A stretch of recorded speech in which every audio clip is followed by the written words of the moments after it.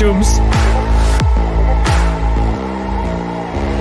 Miles, I think we are ready to be back, right? Are we? Yes. Holy God, shit. aren't we? Can hear but can't see you? Yeah, I know, that's intentional. My dear chums, hello. We're back. You know, I heard you missed us. Anyway, honestly, I'm really sorry. You know what happened? The fucking internet and electricity went off same time. Like, it just exploded. Literally, it just exploded. and then, like, after like 3-4 minutes, my internet was back, my electricity was back, but then all the devices were logged out. So like, I was refreshing my modem and stuff while writing to Sapphire and Miles in the same time. Cool shit. It was very fun. But anyway, I'm glad we're back. Not to move to Santo Domingo. Yeah, exactly. You're thinking internet is in Santo Domingo's better? No, but like they have regular power outages, right? Yeah. That's true. It definitely feels like living that cyberpunk dream, you know? God. Just not as warm yet. Okay, my tubes, I'm glad we are all back. Thank you so much, guys, for being here and waiting. I'm very sorry for this. I'll definitely talk to responsible people. Revolver wrote przed dmuchaj kable. Yeah, I was dmuchałem i dmuchałem, my friend. Internet in Pacifica is the best. Oh, excellent, Big Mac. Thank you for the hint. My dear chums, I think we're ready to get back to where we were, aren't we? I think we are. So, who remembers where we were? We are at Camille Cesaro's post, I remember, right? We were when we were talking, right? Yes. That one crashed your power. Oh shit! Camille is like way too fucking much for us to handle. Anyway. Yeah. My tubes. Getting too powerful. Yeah, Camille is getting too powerful from all this like hidden places and shit. Anyway, guys, first of all, really sorry for this. I mean, I couldn't really do much, you know, but I hope now that won't happen again. I mean, who knows? We'll see. You must buy a UPC. That may end up. I need to think about that. Sledgin wrote, Miles, that we should nerf Camille in 1.5. Yeah. Okay. Why not? Let's do it. Okay, putting easy. it to I'll Jira. do it now. Putting it I'll to do it Jira. now. Yeah. As we speak. I'm on it. You need more cores and RAM, Pavel Saska? I mean, fucking hell. I have i7 and I think like 64 RAM in the fast one. I don't know, man. Or 128. I don't remember. You have it on my page. Chums. Okay. One E9. I mean, I have E7. Yeah. What generation E7? I don't remember. You can check it out on the you know, on about page on the on the Twitch, right? So you can check it out. Oh, it's E9? Okay, cool. I'm actually yeah, exactly. Thank you. I'm as you can see, you guys know better than me from this point. Camille Cesaro has been renamed to Pavel Cesaro to more properly reflect his power level. Yes. This is straight from the 1.5 patch notes. I just added it. Oh, excellent, excellent. Yeah, I you're love welcome. it. Miles, you have a PhD in trolling, my friend. The only one I have. The only one you need. Exactly.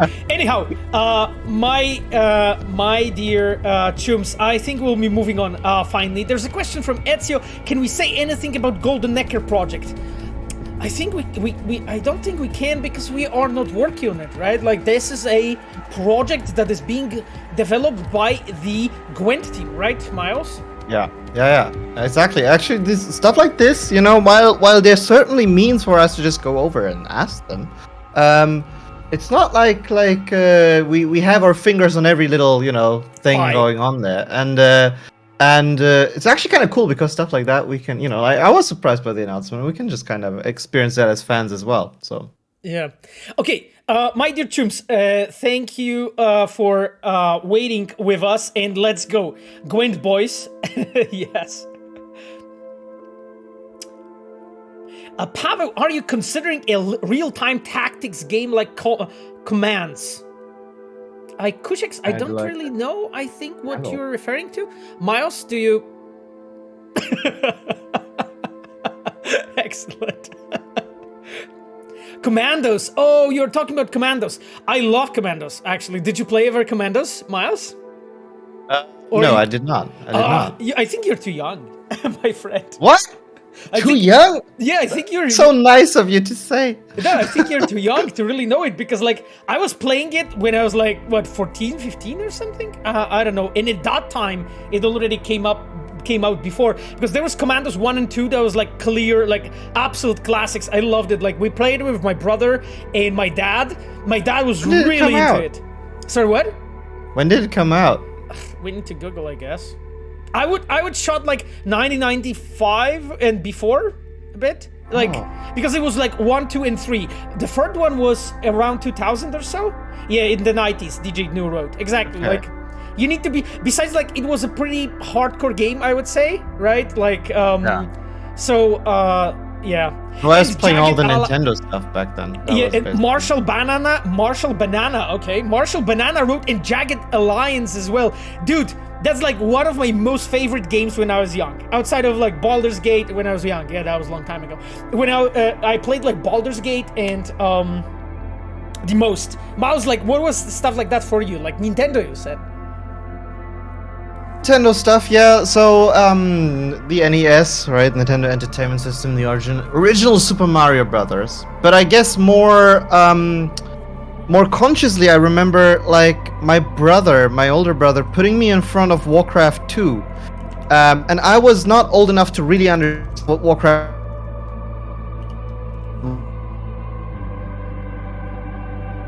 Okay, our netrunners are on us again. Miles? I can hear you though. Miles? Hello? My dear friend? Can you not hear me?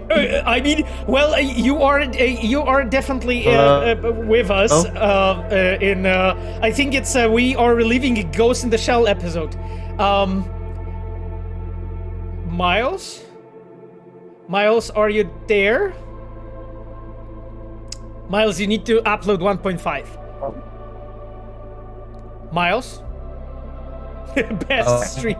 Yeah. Netwatch hack. Yeah, my relic malfunction. Yes. Oh, Miles wrote his internet died. Okay, cool. Oh, and your internet is back. Cool, awesome. Anyway. Yeah, I could hear you the entire time, but like my phone went like nope. Okay, cool. Am I back now? Okay. Yes, you are. You're just a bit pixelated, you know.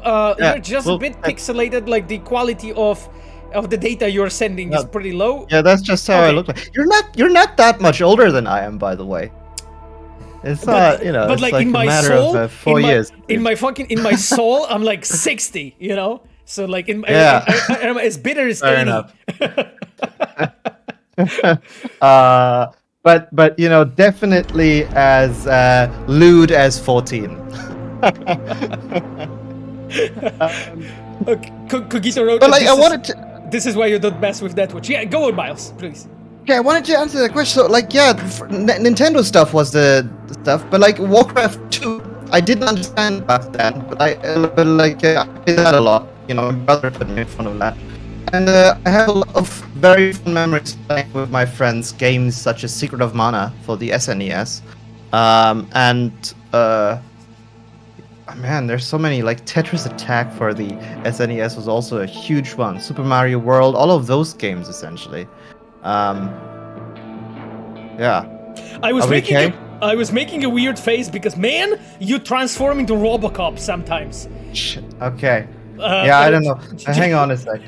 Just saying, like, you know, stop that porn download. Just at least for a stream, you know. It's fine. You can keep on keep on going after we are done. Okay. All right. I'm sorry. I just, I don't know when to squeeze it in. Right. This is just time-wise. Yeah, I mean, I don't know. Just set it at night, you know, to download it at night. Okay. You know. Okay. All right. Like we'll have to sit down after the stream. You have to give me some tips. Okay. Anyway, we are at the embarrassing territory now. So, my dear chums, let's fucking go. Let's move on because we are. No Fab February, Shrap to Kalo. Hey guys, this is family-friendly stream, by the way, okay? Like, underage people are watching us, right? I know from my sources. Yeah. So, just don't say anything, okay? Right. Family-making stream. No, it's not it's family-friendly, not family-making. Anyway, let's cut this, because it starts to be, troubling the topic, so I don't wanna. Oh, hello, Stealth Spell. Stealth Spell is Despina. Despina is our quest designer. Thank you, Despina, for being with us. She has a diamond icon on the chat. Great that you are with us, Despina. We are with Miles hacking Netwatch and downloading porn on the stream. So a quick catch up for you. What has happened so far? Barely legal, family friendly. Anyway, okay. Guys, let's move on, please, because it's just like we are not getting anywhere today. Like, I think Miles will need you on the next stream to play the great Grand Industrial Ball.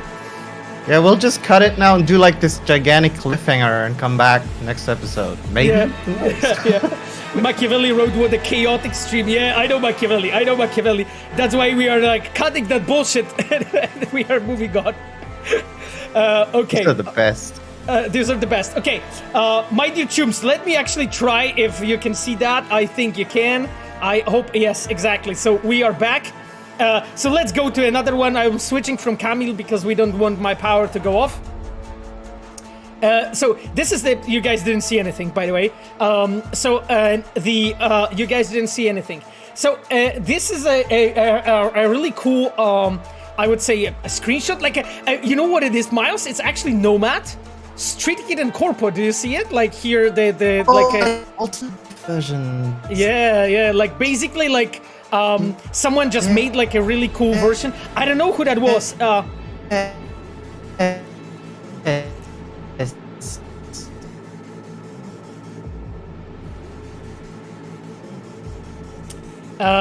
Miles? Miles? Are you there? Hey, you're there! Okay, cool. Miles, you're turning into you know, like Robocop can learn from you. This is the stage we are at. Are you there? Or are you just, hi?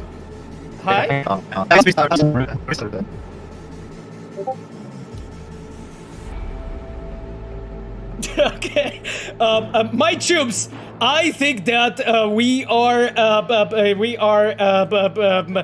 are just giving the Miles the time to basically check what's going on, right? I basically temporarily switched to the auto toast. Yeah, exactly. I temporarily switched the view, my tubes. So I will keep on moving. Miles is a rogue AI. It definitely feels like this. Anyway, we have this incredible art that I wanted to put some spotlight at, but Miles, you know, as always, he steals all the thunder, you know, from people. So I just wanted to say, this is a really cool composition. I really love the way how those characters are put together. Pretty awesome stuff. I think like a lot of those things is modded as well, right? Like those elements here, the skin here. Like I don't remember all of those elements in the game. So actually, like lots of it is modded. So I wonder what Miles said on stream to have Arasaka Netrunners after him. I mean, he mentioned Nintendo, right? And at the moment when he mentioned that, fucking everything exploded, right? Anyway, so yeah, it's modded. Okay, Cyber Vesna. By the way, do you guys remember who did that? Because like I would love to give credit to like a properly to a person that made it, but I honestly don't know who made the shot and so on. So you better not say that, Mr. Pavo. Okay, I'm not. Chaxfo. Okay. I'm not sure if I'm reading the nickname right. Chaxfo, okay, props to you, guy or girl. It looks fucking cool. I really like it. Just a completely different like approach, sort of pretty cool stuff.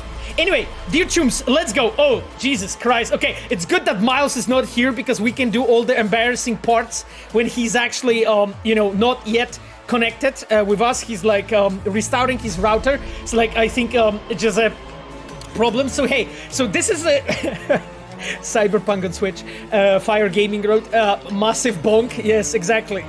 This is under, this is uber danger. So hey, this is some other meme. Okay, like I think that Cogito made. Whatever.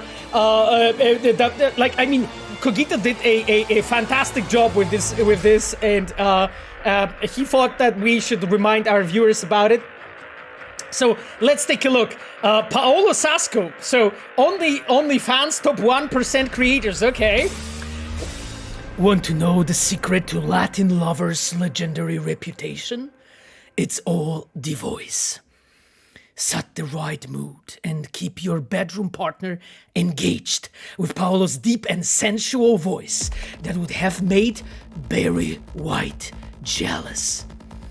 Turn the volume up and let the songs, ohms, and the magic. Why be sensual when you could be Sascual? Unlimited access to royalty-free MP3s, including legendary remixes of Marvin Gaye, Sascool Healing, Salt and Pepper. Let's talk about Sask. James Brown, get up. I feel like being a Sask machine. Sapphire wrote, I'm logging off. Oh god. Okay. I think we might have broken. But I'm glad that Miles was not here. When this embarrassing moments happened. Anyway, my dear chums, let's move on, please. Every day we stray further from God's light. Cheat shoutout. Exactly. As Bob Sonovska used to say, you all need Jesus, motherfuckers. Anyway, let's move on. Okay. Anyway, another one. Remember not to overthink, otherwise you might lose your mind. I think it's a bit of a props to our fantastic ragdolls. Sometimes you can find those ragdolls in a pretty intriguing setup. I would say I dear hope that my friend Miles is coming back. Okay, I feel that Miles is coming back. Okay, Miles, can you, are you there? I think you are there because I can see you. Like, your internet is not better, my friend. Huh. Yes, your internet is not better, but because we are on the call, right? We are on the call, so I can actually, but you're not seeing the stream, right? Because we need to connect again with Parsec, right? Yes. Yes, okay, let me really quickly do that. Oh, actually, like the previous link should be completely fine. Can you use it? Because it seems to be still up. So just click the previous one. I should get the connection request from you, and we are good to go.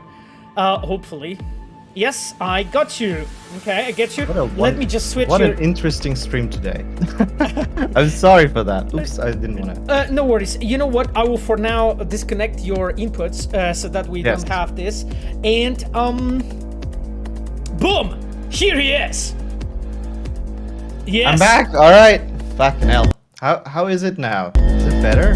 It's excellent!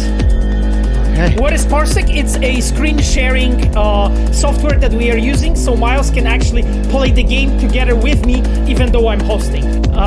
Yes, we have Miles back. Thank you, Miles, for being with us. Let's move on with the memes because holy fuck, it will take a million years. Before we go through everything. Volume down a bit, no worries. I am putting it down. I just wanted to give Miles a proper entry. It's called, from French we call it entrée. So I wanted to give the Miles a proper entrée. Oui. Les magnifiques entrées pour Miles. Merci beaucoup. Entrée, yeah. Pinky Julian. By the way, you guys probably know Pinky Julian's French. Perfect French. Merci beaucoup. Encore sound. Magnifique. Yes. parle with French. Crème of the screen. Yes, that's exactly what it is. Wow. I didn't know you spoke fluent French. That's incredible. Yeah, I mean, there was What one... is there that you can't do? Jolly Papa. Exactly. Okay, my chums, let's go. So now there is a bit of explanation. There is a bit of explanation that I own you. So you guys know this one, right?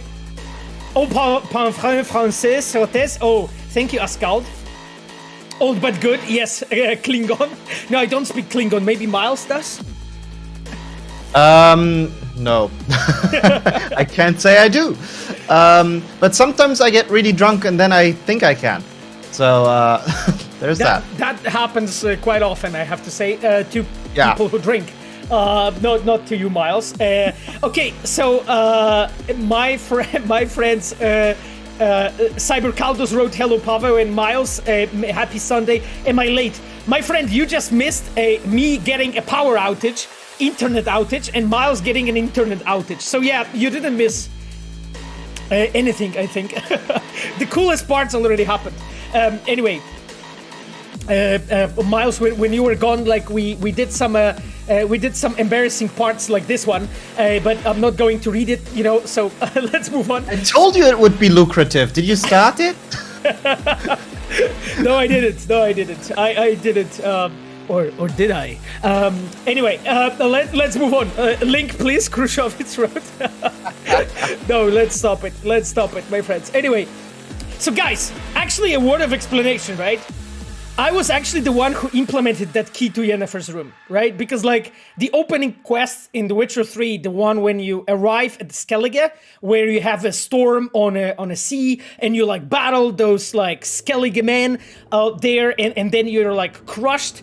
I basically made sure that you can like find your money in one of the chests. Probably like a lot of people know that already. But then when we were implementing that, I remember when I implemented like the key, because like the scene with the unicorn is also like something I have contributed for. I bet you guys had no idea. No one's surprised ever.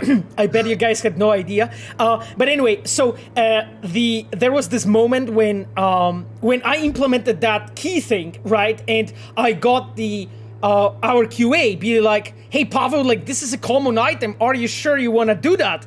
Like this.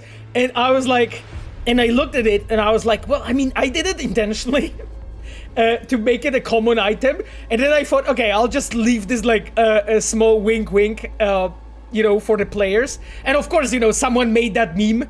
And it's just perfect. So yeah, I thought that I'll just show it. Team Yen thanks you. Yeah, exactly. I just think that, like the fact that we have like lots of like, I would say different memes in the community, it just makes the community stronger, right? Because everyone can have fun and just like joke around about that shit, and I like it, Even Henry Cavill is hashtag Team Yennefer. Yeah, he is. Actually, Machiavelli wrote Team Jennifer, which is interesting. Key Rose asked, like you wrote, your mind terrifies me in a good way. Oh God. Will we be playing Cyberpunk soon? Will be. Hopefully soon, because we have a few things to see. But Miles, we need to speed up. I know that I'm the one that is like the one that is. I was about to say. This is also how development goes with Pavel. We have a short meeting for like 2 days. Anyway, that's not true, kinda, or maybe not always. Anyway, my troops, let's move on. You can do it, chat, and then kill shot him, because last time basically we played the minor quest with Stefan, right, Miles, and then there's this moment when he like cheats you and shit, right? You end up in the like ice cold bath. You wake up, and then at the moment when you actually like as a player, like you face him again, he sort of tries to escape, right? And you can like not kill him. So I told him that it's fine, and he started running away. And when he had his back to me, I like shot him with my comrade's hammer that pretty much makes him fall apart. So yeah, he just turned him into like a cloud of fine blood mist. Yeah. Shraft2K wrote patch 1.5 delay caused by mad lead developer distraction. Oh god, I hope not. I hope not. My chums. Miles, there's actually a question from Path the Darkness. Dying Light 2, have you played it? I've started playing it. I'm still in the introductory sequence. So I don't really. I have some people ask me about it today, and I cannot give any opinion on it yet. But it's been interesting enough so that I really want to continue playing it. So, yeah. Machiavelli wrote CDPR is really good at making gore. Yeah, I mean, we had like specialized people, you know, to like prepare a whole gore for the game. I've spoken about it in one of the streams. I think Machiavelli, you've been there, so you know all that stuff already. Yeah, imagine having to do all the research for that. Holy shit. Yeah, all the research for it, it must be fucking traumatizing. Anyway, my dear chums, anyway, something small, you know, from Camille. Look at this, he's developing, you know, Camille, I'm proud of you. He's developing, so he's not only adding maps now, marking everything really perfectly, but also adding his screenshots. So that we can, like, you know, check out all the places around the gym, Grand Imperial Mall, and here you go. Like, you are here, okay? Wow, it's like a whole tour guide of questionable Night City tourism. Yeah, and yeah, exactly. And like, I think Cybervesna pointed out, like, the Panam everywhere. Yeah, because you know what Camille is doing. I'll tell you. Camille is playing really dirty, right? Really dirty. So what he has done, he's using one of the bugs / exploits to basically, I think, leave one of the quests when she is following you. And then there is a gap that we didn't patch yet. And he is using that to make her follow him everywhere, right? I have the sense that Camille is not gonna update. Camille's gonna like have a separate PC or like / console, you know, to just like play updated version and have the Panam following here. I mean, well, but just out of the record, I don't really remember what happens with that specific issue, but I know that we know about it, and you know, we are trying to fix everything if we only know about it, if it's only possible. So. Not hinting anything, but there was also, for a long time, this same bug with Dum Dum, wasn't there? Do you remember that this one person that had the save file and just kept posting about the adventures with Dum Dum? That was my fuck up, my friend. That was my fuck up that made Dum Dum follow you. I was literally like sweating in my pants because I couldn't figure out when Dum Dum actually is following you. You know, when you can actually make it happen. So. Whew. Machiavelli wrote, I reported 20 bugs to CDPR. I became friends with support. That's good, you know, that's good. You're making friends, Machiavelli. That's important, friends. You know. I mean, you know, we know from psychology that if you have like actually strong connections with actually other people, you're less likely to have cardiac diseases and you're most likely live longer. So, hey, my friend, you know, your relationship with friends and customer support might be literally saving your life. Anyway, I'm a psychologist by education, as you guys know. Let's move on. It's good for depression too, Review Wolf wrote. Yeah, exactly, it is. So, my dear chums, a bit of a spotlight now for our friend Illusiart. Yes. Look at this. Okay, so that has happened in the last stream, I believe. Illusiart loves, you know, drawing some cool comic book. So here you have it. I suspect this is me. Like, you know, you can pretty clearly say that this is me here. And this is some bad person. You know, this is a bad person on the side here. So let's see what happens. They have a mask. So we are shooting each other. Hey, wait! I need to change my gear. Oh, okay. Because literally, like last time when I was like caught, you know, I ended up with just Despina left me in literal panties. Like I woke up, literally have fucking nothing on me, but Skippy. And I think this is actually due to the bug that Despina already has addressed. So it's like literally she has left me with fucking nothing. and I was trying to survive there, and I grabbed all my shit, like, in the midst of combat, and I was like, Jesus, I need to put my stuff back up. I did that, and then I survived, so... Yeah. I was wondering because you also changed the shorts, it seems. So there we go. Oh, I was wearing what I fucking found, man, just to survive at the beginning. So survival gear. Yeah, bad stealth spell. Yeah, exactly. Bad despida. Bad stealth spell. By the way, I just wanted to say that Sapphire is so cute. She's always like sending me supporting messages, even though when I like fuck up something on the stream, and I just wanted to say it. Anyway, thank you, Sapphire, for being here and listening to my rambling. Anyway, Miles, let's go. Fucking awesome. But also to say, you know, probably to back her up, there's no fuck ups here. Just happy little actors. It's been very funny. Everything, even fucking power outage and like the network issues were like intended. Yeah, but people are enjoying themselves. Are you not, everyone? Can you give him a few words of encouragement? Yeah. Look, he's stressing. Would you believe it? Have you ever seen Pavel stress? This is it. I mean, yeah, I'm stressed out all the time. Miles, there's a question from a new viewer. Koi Burak asks. Good to see you, Koi Burak, by the way, on the stream. Very interesting nickname. Can you say anything about patch 1.5? Is it come out soon or later this year? I bought the game and I'm waiting for new patch to play the game first time. Miles, you are perfect. It's perfect that I have you here. Can you please answer this question? I think you can handle it perfectly. I can absolutely do that, because, Leute, der Stromausfall eben, das war kein Zufall. Ja, wunderbar. Hey. Gesundheit. Das ist ein... Yeah, there you go. Ja, kein Problem. So, yes, but being a bit more serious, as soon as we will be able to talk to you guys, we will, okay? Really, honestly. Like, I will talk all the languages I know, which is not that many, but I mean, Stradel, ja. Ja, nicht Deutsch, bitte. Perfect. Sehr gut, danke. I think like Myers is probably better than what I just said. Holy shit. Oh. Danke. Mein Deutsch ist schlecht. It is very good. Nein. Very good German. Nein. That has got to be one of the best German accents I've ever heard as well. No. Oh. Okay, anyway, guys. What are we even doing here? Oh my god, we're falling apart. We're reaching peak insanity.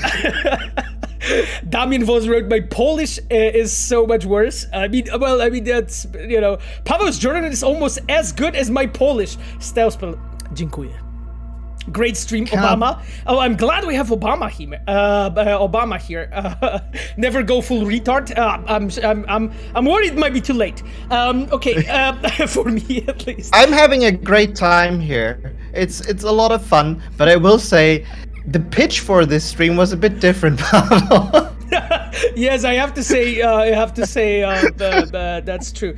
You know, stream difficulty very hard. Exactly. Anyway, my chums, but what I wanted to say, like being a bit more serious, as soon as we'll be able to, we'll talk to you. Like, you guys know me and you guys know Miles. Like, we are the dudes that would fucking tell you everything, and probably much more than we should, about this stuff. So as soon as we'll be able to, we'll do it, right? Like, there's just way too much like things connected to it, like we just can't really speak about it yet. There's actually, Miles, maybe you want to take this one. I'm actually curious about your opinion, because I actually tweeted about it. So you have probably saw that like really low-key tweet from Rockstar, right, announcing like work on the GTA 6. So my friend, what are your thoughts actually about this? I feel like, I mean, lots of people have been really confused about it. Like, hey, why are they doing this, right? But as a developer, for me, it kind of makes sense because, and you see this happening more and more in the past, right? That developers do this because they want to get people to work with them, right? Like, in my eyes, all of this stuff is also like a recruitment move. So finally, those developers can actually talk about the game, right? And that makes recruitment easier as well, because you don't have to dance around all of this NDA stuff so much, but you can actively go and hire people. Now they can go out and say, hey guys, we're working on the next GTA. Do you want to work for us? And it makes things much easier, right? And as developers in the industry, you can now look at Rockstar and go like, oh, maybe I should apply there because, hey, they're working on the next GTA. Before that, it was a rumor. People were kind of expecting it, right? But it wasn't official. And it's kind of what we did with, the reveal trailer of Cyberpunk back in 2013 as well, right? You're talking about like, even this tweet or? No, the reveal trailer in 2013 with the CGI, with the Psycho Squad and all of that stuff. Because we even had like a message, I think, like a hidden message at the end that kind of hinted at, hey, we're hiring, come work for us. Yeah, exactly. But like, so a thought from me, I actually think it's like very interesting, because Rockstar has released information that at 15th of March, I believe, the next gen version of GTA 5 is coming, right? The update for the Xbox and PlayStation. And I think like in a way they had to mention as well that they're working on a new game because like so many people are actually waiting for it, right? So in a way I feel that they had to team up those two announcements together.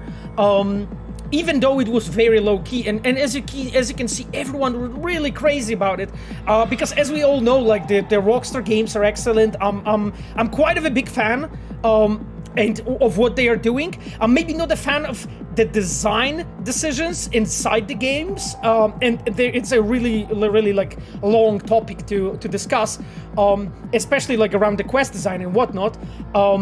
But I understand why they have done it. Let's go to the next picture. Game stealth is an optional for this mission. Pavel, nobody will notice if there's body to notice. We'll see how that day turns out. Yeah, exactly. So we'll see how it goes. Okay. Chat, Pavel, please give us info and updates. And then you have this dude with fucking veins. Like I was telling you guys again, like this is literally me. Like it's just like missing a bit more veins. Like hey, I corrected really quickly for you guys. All the cool stuff in Pavel's head he can talk about, and then here you have Sapphire watching her boyfriend on behalf of HR. That's interesting. Miles off screen placing tactical mines around Pavel in case of need for distraction. Anyway. This is pretty accurate, I think, except for the word tactical. There's nothing tactical about the mine placement. It's just... Well, I mean, I think the tactical part is just like you hide it in the bushes, right? Okay, guys, I think we are now jumping now to some of the community creations that we wanted to go through. So Code Red initiated playing right now. Guys, first of all, this is Pinky Julian, pretty cool drawing about Bryce, together with your V, as I suspect. So one of many things that Pinky Julian has been doing. Pretty cool stuff, Miles. I'm always like amazed by what this community is able to create. So thank you, Pinky, for this. Yeah, I'm curious how that playthrough today will turn out. Maybe we'll unlock the secret hidden thing that no one's ever found it. Okay. Pinky wrote, it's Vos Videmus's V. Okay, I see. That makes sense, right? Because this is Bryce. That makes sense, Pinky, because you would be with Mitch. Obviously, we all know that. So yes, thank you for correction. Bad Knight 12 asks, will PS5 have ray tracing? My friend, I can't talk about it yet. I can't. I'm sorry.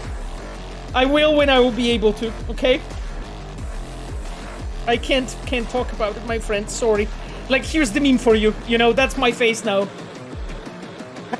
That's literally how I feel now with this question. Anyway, let's move on. So a bit more of the shots for Hanako this time around. Here you have it. We'll actually show you like why it is here, because this is I think this is Cybervesna, right?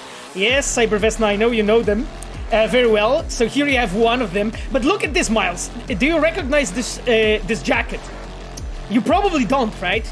because this is a modded jacket. Yeah, I was about to say.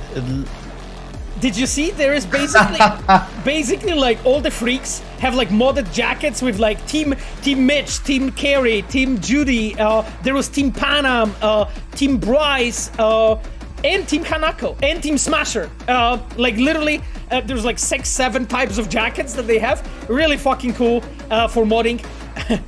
Illusiard wrote, I need one for Nibbles. Yeah, exactly. Where's Team Takemura? I don't think we had Team Takemura jacket. Well, that's the question, you know. Lucas Savate, you need to be in Team Takemura. Team Brandon is also missing. There seems to be a few, but it's quite impressive, I must say. Hey, I mean, where is Team Sasquatch or like Team Meredith Stout?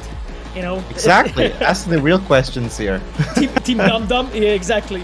Oh God, Shraft 2K Takemura Nomad DLC confirmed. It's like Shraft is always like really hyped about this one. Yeah. Now they get to play. They get to feel like developers, right? It's never like there's always something forgotten. Yeah, you can see guys here like a bit of mint, you know, between Cyber Vesna's V and Hanako. Here Hanako is not in Embers, as you can see anymore. She has been released from prison. Cactus Flower X, Miles. Cactus Flower X writes, Hi Pavo and Miles, I'm new to the stream, thank you for being here, and it's great to see you engage with fan content, thanks for sharing these memes and art with us. Hey, I mean, the only thing I'm doing is like, I'm just a dude, random dude in the internet with internet connection, which is not the case that often, as we found out today, because like, sometimes I'm a dude with no fucking you know, electricity and internet. But yeah, I'm just a random dude with an internet connection, you know. And with me is a senior level designer, Miles Tost from CDPR. So hey, you know. I too am a person who occasionally is just a dude with not even an internet connection. the robotic voice changer. Okay, another one. I think this is still, or is it Vesna? Yes, I think this is still Vesna. Sorry guys, because I'm trying to like learn your nicknames and everything by heart. But I think I'm not wrong here. I think this is still Cyber Vesna's V. Beautiful shots. Okay, so this is yet another one. A pretty Canon, cool setup. Right? pretty cool setup. So hey, a grandma Sabura is getting what he deserves. Yeah. I think this is actually moments before he got into the AV to fly to Yorinobu. Right. You know, he was so paid. So he kind of went like, nah, man, I gotta let off some steam. Maybe I'll tell Yorinobu he's a fuck up one more time and make me feel better. And that's what he did. She looks like a cut of lovable meat. That's interesting. Vinako confirmed. Goldfinger, I presume. Yes, pretty much a Goldfinger. You can say so. Okay, dear chums, let's go. So this is Valerie Silverhand. I'm not sure if Valerie is with us. I don't know. You guys probably know Valerie. Valerie and her husband. They are actually both cosplaying. Johnny and V. And like we've watched in the previous streams, like so many really cool cosplays they've done and so on. Valerie, I also saw your notebook that you made. Like Valerie posted it on my Twitter. You can check it out under my tweet. It looks really awesome. I just didn't have time to like organize it all, so we may show it up next time, basically. And now we're actually switching to Carrie, my dear freaks. So let me guys show a bit of a spotlight to Carrie. So here you have it. I think this is from VU Rodine. Hello. Yes, I think VU Rodine, those are your shots, right? Yep. So here you have basically another one of those jackets, right? Miles. It's like so cool that like communities like creating their own stories, you know, with that. Yeah, I'm really impressed by this. I didn't know this was a thing. It's super cool. Can you need to make one that's Team Pavel, guys. Oh god. You should do it. Oh god, it's just like whoever does it, I'm sure you will land live here on this stream. Okay, cool. Now, my dear chums, so that was Carrie, that's Carrie Uridine. That's Carrie Uridine. Another one here, basically, you can see them here by the graffiti. Yeah, they look awesome, honestly. And there's more actually shots, a bit of a close-up here. And then I think yet another one. I'm not sure if this is Readhearings. I think this is already a different artist, a different modder. But yeah, those are the things from Readhearings. So and one different one. This is someone's V. Here. Yes, this is a different one, exactly. Team Miko whenever she pleases, but... Yeah, Miko is my cat, for those, you might not know, and of course, I have no control over her. Yep, absolutely no control, exactly. Okay, my dear friends, like, here we can see a bit of a romance, brewing. Hey, here you go, between Carrie and V.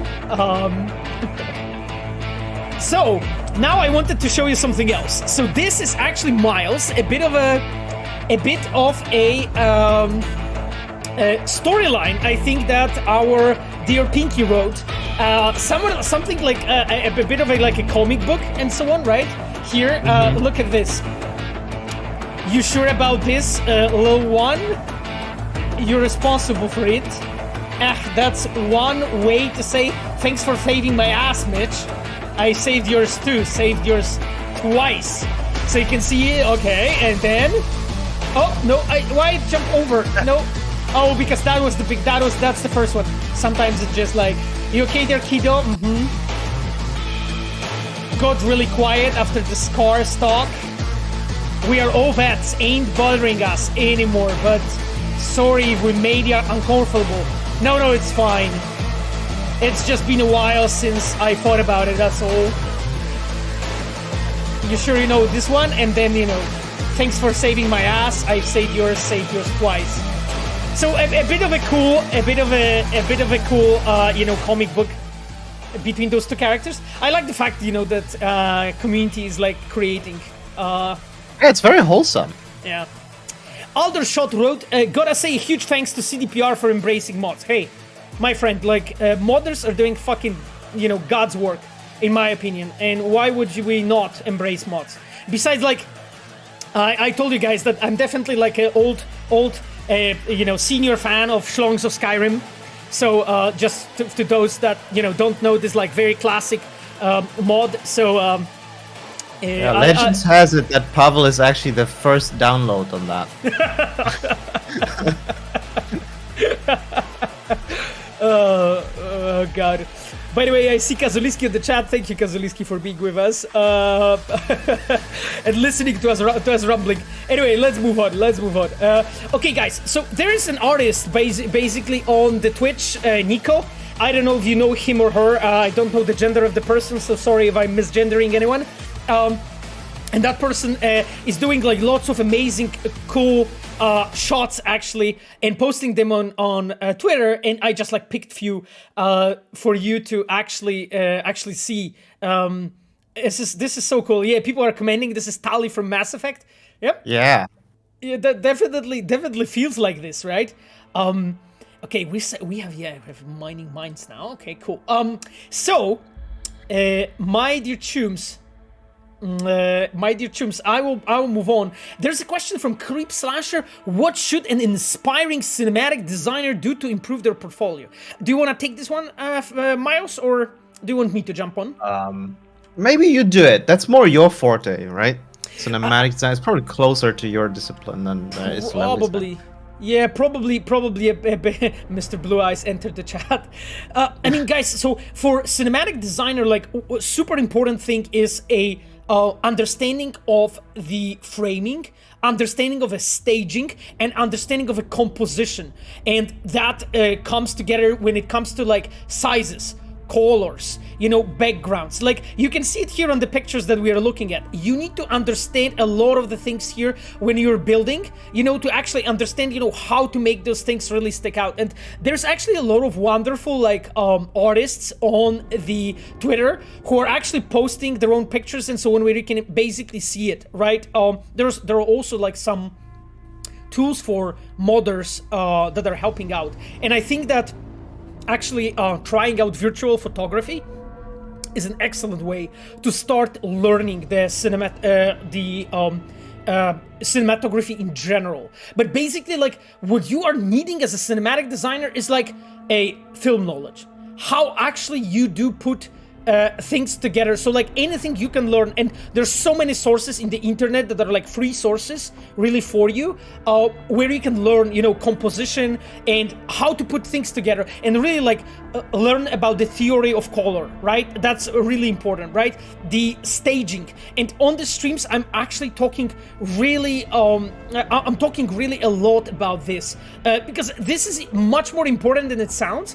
And what's interesting is like when it's done really right, it doesn't look like it, right? It doesn't hit you as a player that like someone is like basically pulling your heartstrings, right? But you're becoming emotional towards the story. You're starting to like the characters. You're starting to understand them and so on. Hello, Voitas. Good to see you on the chat. Background music giving me chills. Machiavelli wrote.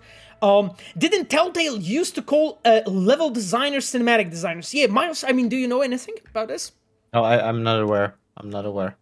Yeah, but I can add maybe a small thing. If you can go back to the image just a second ago. Yes, with absolutely. The woman standing there. You can tell there, right? Just from the way that is staged, essentially, that this image says a lot more than one might seem, right? It gives a lot of information about this person's attitude, her standing, right, and the way she might behave, and all of that is just basically thanks to how this character is posed, right? How the shot is created, how the lighting is working there, and having an understanding of that will allow you to tell stories beyond the usage of just words, you know, and dialogue. And that's basically the skill of a great cinematic designer, I think. Yeah, well said, Miles. Rivia Wolf Edits wrote, how can I stop being a failure in a room with talented people? I mean, Rivia Wolf, first of all, like, I think one of the most important things, and here it will be a small, like, how'd you call it? Like, a small explanation for you. Like, I don't know how well you guys know or understand, like, the Jungian theory of self, but there is this theory of you yourself as a person who is telling yourself a story, your own personal story. And like, words are really powerful. If you feel and if you think and if you call yourself a failure in any way, you are undermining yourself and you start to act and feel like this, even though when you're not, right? So like, one of the most important steps is don't call yourself a failure, really. Like, there is so many things that you can offer actually, you know, to others, or like you can do as well that nobody else can do. And I'm sick of this like snowflake bullshit of like, yeah, everyone is unique and everyone is special and everyone, you know, deserves this or that. You know, I'm not a fan of that approach, but I'm talking about like self-development, understanding of yourself, you know, who you are inside, you know, and like the language is really crafting your thoughts and the way you think about yourself, right? So just really pay attention to how you're calling yourself and what you are saying about yourself, right? And this is much harder to do than say, right? Like, sometimes it just requires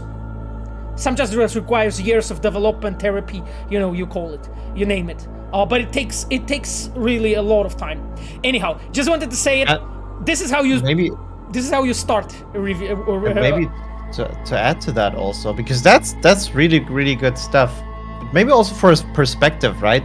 Chances are all of these people that you consider highly talented in the room, they have the same thoughts or similar thoughts at some point during their days, weeks, months of working than you do, right? And do you consider all of them to be right or wrong? Like you know, this is sort of like this thing where if you can get out of it and sort of develop a bit of perspective on this matter, as difficult as it is, it might help you to see that, you know, things are maybe you're actually seeing things incorrectly, right? In that case, seeing yourself as a failure. Thank you, Miles. Okay, my dear chums, let's move on. There's a question: what kind of music is playing? I mean, I think you guys have heard it a lot of the times in our game. It's Rite of Passage. This is basically very often playing when we are actually talking about this personal, like this self. In a way, yeah, Pavel Sasko inspirational. Daddy Pavel arrived. Yeah, I mean, I told you guys that, like, the way I think about my teams, I think about them that I have like 20 kids, and right now when I have also open world team and in cinematic department, I feel that I have 60 kids, and let's jump into the game. Kushix, very productive, Pavel. We'll be there in a moment. Exactly. Anyway, a small spotlight to Small Sandayo again. We were talking about Small Sandayo's work at the beginning. This is, I think, an overpaint, basically, and I think on one side this is Oda, and I'm not really sure, like, on the second side this is Carrie. Is that Carrie? Some kinky stuff, exactly. So, we will be moving on because this is a family friendly stream. This is Vidan. Oh, okay. Like, Small Sandayo, because of this golden element on the neck, I wasn't sure, right? Because, like, Kerry has this cyberware that is enhancing his voice, right? He has the cyberware, basically, that is partially decorative, partially impacting his voice as a singer. And that's why I just didn't know if you're touching it or not. Pavel Vidan. Yeah, I know it's Vidan. My friends. I was just speaking about Carrie. That's why I thought it's Carrie, but it's not. It's Vidan. All clear. Anyway, guys, let's go. So, yet another one. This is a completely different artist. Volt Girl Road, family friendly. Wow. I mean, of course. Of course. This is some fucking mad level. Okay. That shit is really well done. I suppose that's after V's encounter, or more direct encounter. Yeah, absolutely. Damn. Poor Ora. What happened to him? Got beaten. I think got beaten, I dare to say that this looks like a marks after like some melee combat, maybe like somebody is playing with dildo path, who knows. So yeah, definitely was some hardcore action happening, before that picture was taken. He looks so sad though. Yes, he does look so sad. He does look sad. I agree. I kill Oda every time I meet him. Come here. Okay. Anyway, let's move on. Some small things from Panam. So those are shots I think that Camille took. So one shot here and another one here. Here you can check out this like incredible RTX. Blowing there. Yes. Oh, that's Bay. That's Bay. Yeah, that's Hanako. That's Hanako. Hanako and Haboops. Yes. For Haboops. We actually, like, last stream, I think, like, there was an excellent artwork from Grindera about this, so... Yes, Sarah Norm, Resident Sleeper, yes, Sarah the Panam is not for you. Well, I mean, we'll get to the part for you. This was a meme that, like, made me crack. Panam face palmer.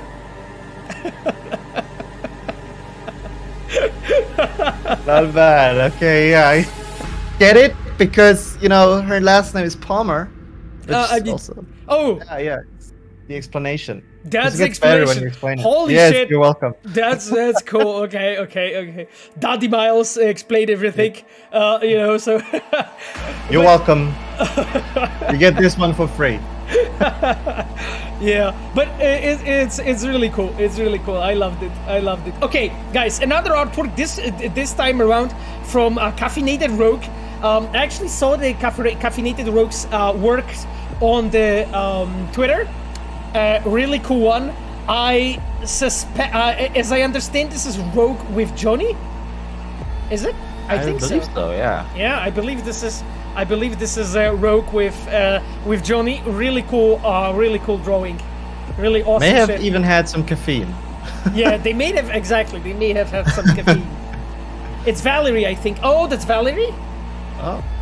Oh, that's Valerie and Johnny. Oh, that makes sense too. Okay, that makes sense too. Right, because like with Rogue, it would she would have her iconic cyberware on her face, and she doesn't here. The same goes for her chest, right? So that's twice V with Johnny. I see. Yeah. Okay. Zwei, by the way, it's the caffeinated rogue, right? I think like you guys, because you are using the different nicknames on different services, so fucking difficult to follow you sometimes and know like what is what. So guys, now let's there's a time for a small smasher segment, right? There is a modern anthill playing. Now here you have a small smasher segment. Here you have, the husbando at the back, and this is Chimera, from what I remember. Like this is a Chimera or Chimera, however you wanna call it, right? Hyena, not Chimera. Jesus, yes, hyena. Another one, they're together somewhere at the back of the bar, having fun, going back, probably to polish some of those pipes and shit, because, Smasher is getting rusty. So, another pretty awesome shot here. It's the proximity to the ocean, in Night City. That's the saltwater content. It's not good. Yeah, you got it. Polish his pipes. Hey, guys, this is a family-friendly stream. Come on, stop it. What the hell are you guys talking about? Oh God. Pablo, I see your question about AIs from the Blackwell influencing the fate of Night City. My friend, I cannot confirm or deny, because this question has a theory behind it that basically that's the case. So I'm not going to be commenting on it. And regarding like Blackwell and so on, that was of course mostly our writers cooperating with Quest team when we were figuring things out. But I'm not commenting on the second part of your question, my friend. Okay, now another one. We are I think almost at the end of the community works at this point. So this is apparently one of the this is a spider, exactly. The spider is like one of the characters that went through like this whole like maelstrom transition and stuff, right? And I think basically it like shows here, basically I think a character that she used to be and character that she became. Pretty cool shot and pretty cool edit. It's interesting, right, that people are writing all those stories about these characters. Yeah, it's fucking cool. It reminds me of this. We had this Instagram filter for a while, right, where you could make your face look like Instagram, Facebook, yeah. Yeah. Anyway, awesome work, Burodine. I think you're with us. Yeah, I see you on the chat. Thank you for being with us and making this awesome shit for the community. Romulus asks, does the phrase eyes wide open ring any bells to you? I mean, Romulus, it rings as much more bells than you probably would want. So, I'm not saying what it refers to. I'd be careful now, Romulus. Yeah, exactly. anyways, Krushvitz asked, Cyberpunk is pretty cool. Hey, I mean, we have people in the company playing Cyberpunk already. Like, I think Patrick has played Cyberpunk, and I think Miaus Brezhnek, our cinematic designer, recently like tweeted that he's starting the Cyberpunk adventure. So hey, here you go. We are basically this time around, we are not devs. We are basically checking what you guys did. So it's gathering inspiration, right? Yeah, exactly. Okay, there is Aldershot wrote, would be super interesting if you would bring someone from QA to talk about the game, considering the game's launch. This is actually a really cool idea, that we've been internally discussing actually already. So who knows what the future brings. I'm not going to hint out anything more, but that's definitely something that appeared in our conversations. Miles, I think question to you, and when I'll switch to another picture. Miles, what are the best and worst parts of Cyberpunk in your opinion? On your fields of expertise, right? I guess fields that you can talk about. All right, so I'll just take like a level design perspective, right? Because there's quite a few awesome things, some of which I don't understand because it's by people way smarter than me.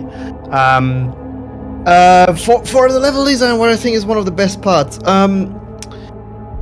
I think that something the level design team of Cyberpunk can be really proud of is having created a multitude or like this amount of locations providing so many options of how the player can tackle them, right? And taking these into account as well.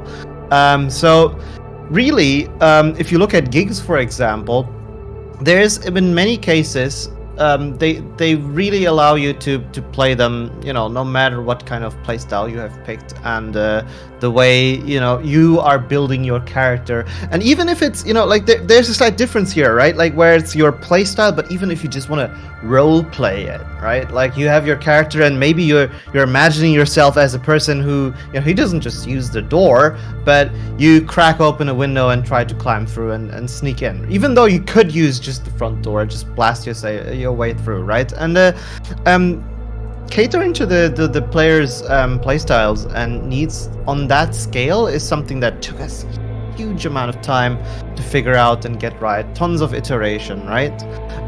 But that also, from a level design point of view, brings me to something that I feel we can do better in the future. Like some definite lessons we can take from that, which is, I think, in our quest to get it, of wanting to enable all the players to do everything, and play in any possible way.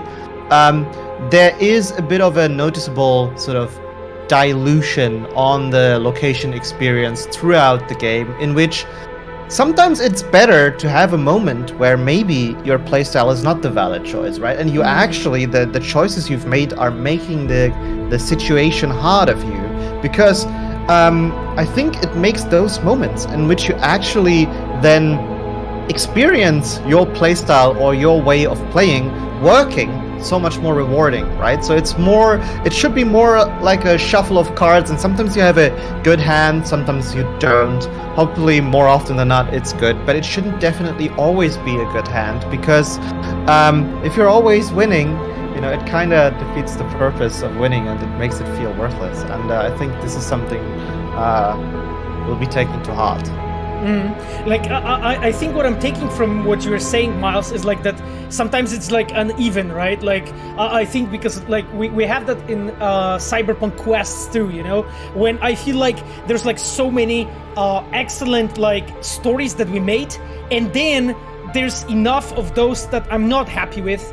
And I'm not happy with how we handled it, and how we tackled that, and how we developed it, and how it turned out to be, right? And it's just like, I would say it's just like very uneven, like there are like glimpses of brilliance here and there, but it's just too little, it's just like too little, in my opinion, for me. Like I would love this game and the games we're actually really doing to really kick ass always, right? Like all the time when you're playing, you're just feeling that you're literally like experiencing something excellent, and this downtime sort of in a way like is as rare as possible, right? But that's incredibly difficult.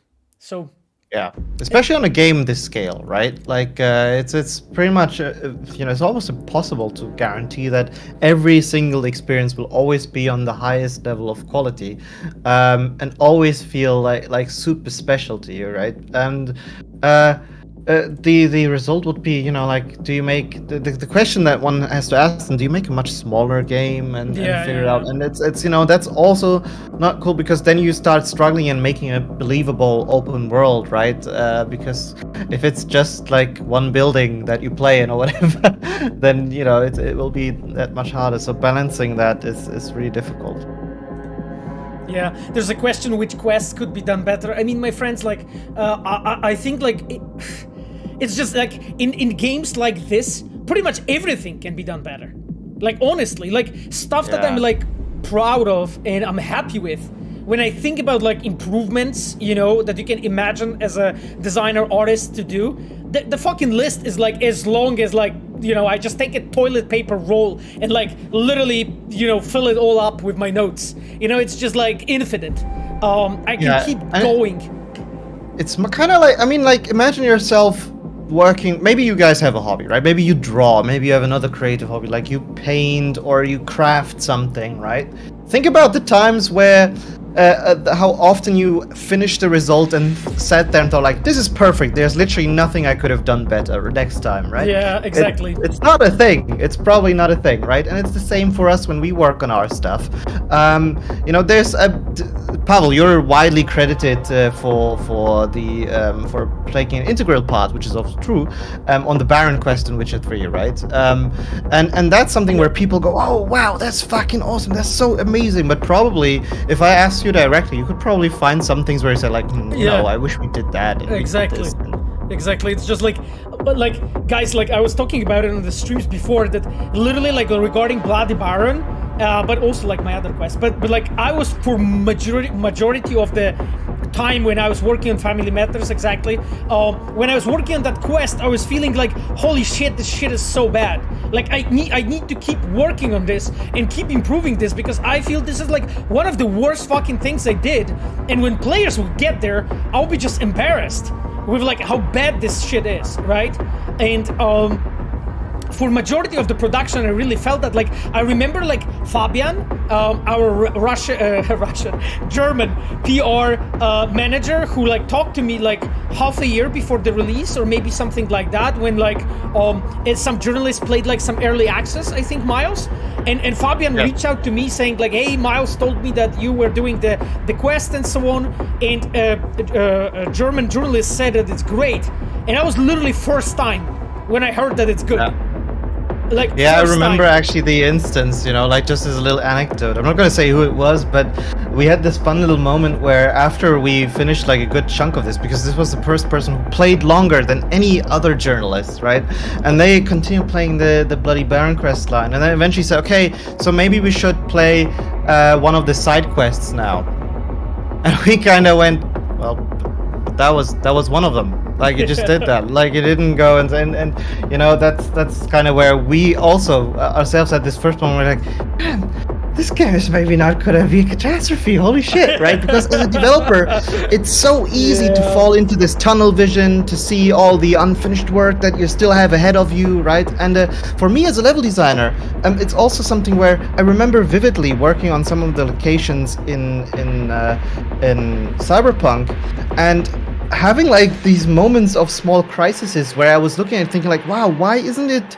It's not good. It's horrible. Why is my work so bad? And I noticed myself comparing it to finished masterpieces of other level designs in other games, right? Which is an unfair comparison to begin with. You can't take your second iteration version of what you're creating, right? It's very much still at the beginning of the journey of your, you know, level design making, and compare it to like a released game level, right? But like psychologically, you kind of end up doing that, and it's very easy to fall into this trap and despair. And this actually ties into this question that was asked earlier about, you know, how do I stop making myself feel like a failure in the room with all of these other peoples?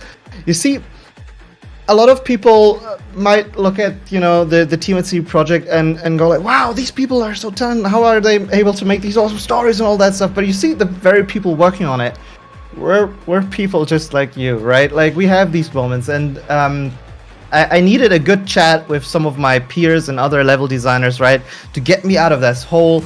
Every one of us has suffered these moments at some points with their locations. We talked about it also with Seb last week, and it's just such an incredible thing and very humbling experience to go through, and then to realize, hey, things just take time, right? You don't set out and make something and then you nail it on the first try. It just doesn't happen, and there's always a process of learning and getting better and coming back to it and improving it, that actually lends you and brings you to places to create wonderful levels such as the Clockwork Mansion and Dishonored, right? That was actually the level I was comparing to all the time. I was like, how does someone make that so good? Yeah, exactly. Like I remember this level as well. You know, Ilya Elf asks, patch 1.5 next month. My friend, I think Kamil just answered you, right? That it is somewhere in the first quarter, and we cannot really speak more about this. But as soon as we'll be able to, we will. There is a comment from Patrick. Please smile if DLC are coming. So yeah, this is how I'm going to stream parenthesis done. Patrick. So yeah, guys, so at this point, you can already see this artwork that I wanted to point out here on the right side. The Takimura with the V together, so not smiling. No DLCs coming, Mr. Resolved. Yeah. Anyway, my friends, please don't take my smile for any signs or any fucking laughing. Plus Russian accent. Yeah, exactly. That's exactly what's happening. Okay. This was friends, very confusing. I just replied to someone in the chat like by typing, and then I come like my attention gets back to you, and you're talking that way. I'm like, what happened? What's going on? Yeah, he smiled exactly. He fucking never smiled, so that would never happen. Anyway, my friends, I wanted to point out this fantastic artwork. Takimura together with V, preparing to raid asses of some corpos. Here you go, guys. Guys, what do you do? What guys do you do to Pavel Sasko? Exactly. Don't do anything to me. Anyway, so this is an interesting artwork, posted by someone on Twitter today. Forgive me, I don't remember the artist's name. Really awesome shot of Takimura together with V, and then there's yet another one, I believe, that I have for you, which is this one. And I think this is Grindera. I think Grindera is with us on the chat, because I believe that's him in that case, and I think Grindera is with us. I see some credits here at the corner as well, a hair and snake, that was added. Can you imagine, Miles, that this is T-Bug? No. Wow, actually, and yeah, if you think about the face, yeah. Huh. It's T-Bug with different clothes and a snake and hair and different makeup as well. Yes, I think so. Yeah, the lipstick definitely. Yeah. Anyway, this is so cool. It's like some Egyptian goddess. Yeah, exactly. Like it's stylized like it's an Egyptian goddess. It's cool, and you can see this statue right at the background, like this small thing there. Okay, my dear chums, you know what will happen right now? We are loading the game. Fucking hell. Yes, we are loading the game. That's basically what's gonna happen. Finally. We're playing Cyberpunk? What? Yes, exactly. We are going to be playing Cyberpunk finally, and we are going to be playing the quest that we have already hinted. We are going to be meeting Placide and then moving forward towards the Grunt in Imperial Mall. I called it an industrial, but yeah. It's also a bit industrial. It's also a bit industrial, nowadays. So yeah. Yo, Tost is a handsome guy, absolutely. Well pointed out. With it. Well pointed out. So, Miles, while the game is running and I'm basically handling all the panels and shit, there is a question to you. A question for both of you, so maybe you can start. What books have inspired you the most in your work? Is there anything you can actually suggest, any of the cool things for our audience today? Yes, there's some really good, inspiring books. I keep putting this one. I might have even. I think I'm. It's a bit boring, but I showed this last time when I was here on the anniversary. Maybe. There's this book series about. It's called 101 Things I Learned in. It can be like culinary school, whatever, right? This one is in urban design school, by Matthew Frederick and Vikas Mehta, and. I probably butchered their names. And this one is fantastic. It details things such as street layouts, right? And I'm just not going to spoil the entire. So like this way, you can see like very simple drawings, very simple concepts explained on one page, and you basically have 100 pages of just very simple concepts explained just like that, relate to urban design, right? So that's been very inspiring. And there's also one that is about architecture school, 101 Things I Learned in Architecture School, and that has been an instrumental piece for me in the way we build our locations, because for Cyberpunk specifically, what's been much more important even than in Witcher 3 before that is, of course, that the buildings we create for our level designs, right, are architecturally believable and sound. They don't need to be always perfect, but at least believable. And having this as a little toolkit to fall back on and reference, when I was in doubt, has been really, really good. And I recommend these books. because they're very digestible in the way they form it, right? You can just read 5 pages, look at 5 pictures, it's a little explanatory text, and then call it a night, or read all of them. It's very much something you can decide to dig into at your discretion. Okay, my chums, we are switching to the game. Now, question to everyone, do you guys hear the game? Because we had some sound issues before. I just want to check out... You sit. You guys hear the game? I hope so. Okay, you hear the game. That's excellent. You can see this RTX on this door there. Hey, here you go. Yep, thank you so much. Scornth, great. Jesus Christ, you guys nicknames. It's definitely harder than reading Polish sometimes. You sit. Thankfully we're finally moving with the game. So today we'll try to play the whole thing together with Miles. There's so many topics that I think we want to talk together. So let's not put it aside and let's see it. When do I see Brigitte? Yeah, you do this, you talk about that. I'll be right back. I'll need to go to the bathroom for a second. No What worries. the hell are you doing? Oh God. Well, at least he's not likely to talk your ears bloody. Damn, okay, Mr. Placide, he just connected us forcefully, holy shit. Miles hot top stream, no, my friends, not this time around. This is 1.5, no, Sarah. No, Sarah, we are not playing 1.5, we are playing the legal 1.31, my friends, okay? Osama is with us. That's good. We have actually 2 Osamas on the chat from what I saw. Great to see Osamas. Anyway, bathroom. Toast room, please turn off audio. Okay. Anyway, Evelyn Parker, ring a bell. Got a feeling we are not gonna be best friends. Why not sending your own guns? Okay, guys. So. Few things actually regarding you have no mods whatsoever. No, Kushix, actually, like, I'm not really using any mods, at least when I'm streaming the Cyberpunk. We may use some mods at some point when we will be moving forward. You know, I really want to like show you the guys the vanilla version of the game and all the future patches or whatever when it comes up. You know, so we have it all covered. I'm just checking if Miles is back, but I'm not seeing him yet. Oh, I think Miles is back. Miles, I switched temporarily the view. Yeah, basically. This is important because there's this weird little conspiracy theory with some people in the community. I think they're debating whether I do have legs or not, and I'm trying to upkeep that. Yeah. Rivia Wolf wrote the communette. Exactly, there's gonna be the communette. No legs, yeah, obviously, exactly. Like me and Miles, we have no legs. I'm just a torso sitting here. Exactly. Yeah, exactly. Cool, Kirkov Kalashnikov, good to see you on the chat, man. And yes, we are here with Miles. We had attack of Netrunners multiple times, and at some point also like the issue with electricity. So here already all the problems happened.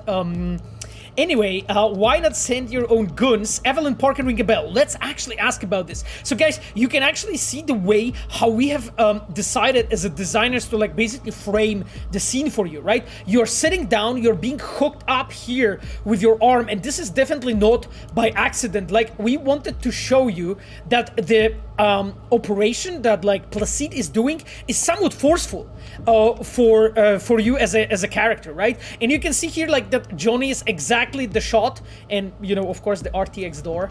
The door is also important because at some point one of the characters was actually passed through that door. Okay, let's ask about Evelyn. Evelyn Parker. Ring a bell? Not one of us. She did work for you once. Placide. Like, there's something wonky, right? We know that they've been messing around with Evelyn, right? We know that they treated her really badly, right? Got the feeling we're not gonna be friends. Okay, let's check. Got a feeling we're not gonna become best friends. No chemistry. I will survive. He's such an asshole. He's such an asshole. I was trying to use this. But will he? Yeah. Grillowana Kiełbasa asks, so this is a grilled sausage, Miles, for you. So Grillowana Kiełbasa asks a cool question. Do you guys think that the divination of screen time for teams in the game is done right? I heard a lot of opinions saying that nomads and friends get too much screen time compared to the more cyberpunk topics like corporations, government, and so on. Do you want to tackle that, Miles, or do you want me to attack the topic? I can start maybe. Like, I'm not sure. Generally, like, screen time rules like these need to apply, right? It really depends on the kind of story that you're trying to tell within the world that we're using here. And I'm not sure. Like, while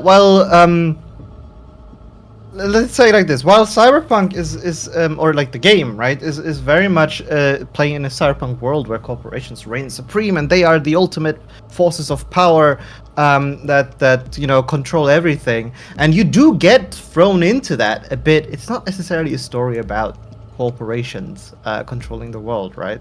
It goes much more personal and much more deeper than that.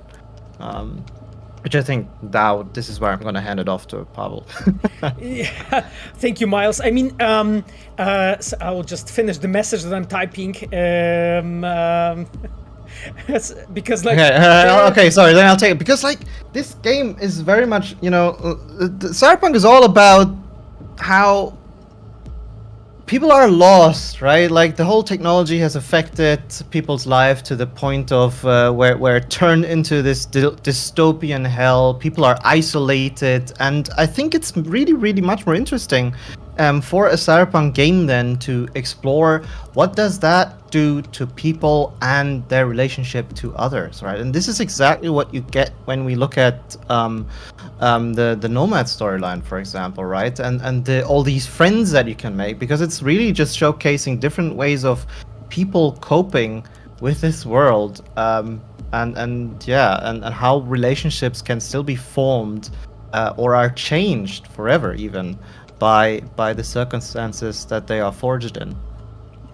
And one thing that I wanted to add on top of like what you Miles said is like, I personally not like completely happy with like just the core division, right? It is not easy to do, you know, like, to put it bluntly, and we were aiming to actually do it well, but I don't believe that we have done it well enough, you know, like, there's like when it comes to the story and story design and so on, like, as a people like work on the story side, like, it's just like I see so many missteps, you know, that we have made. So like, in a way, like, put it extremely bluntly, I totally agree. Placide is typing. Yeah, Placide is just like right now just messaging someone on Tinder, probably. He's probably here in the chat, actually. Yeah, he's probably like, yeah, he's probably here on the chat or like messaging someone on Tinder, you know. He's working on Cyberpunk content. Yeah, exactly.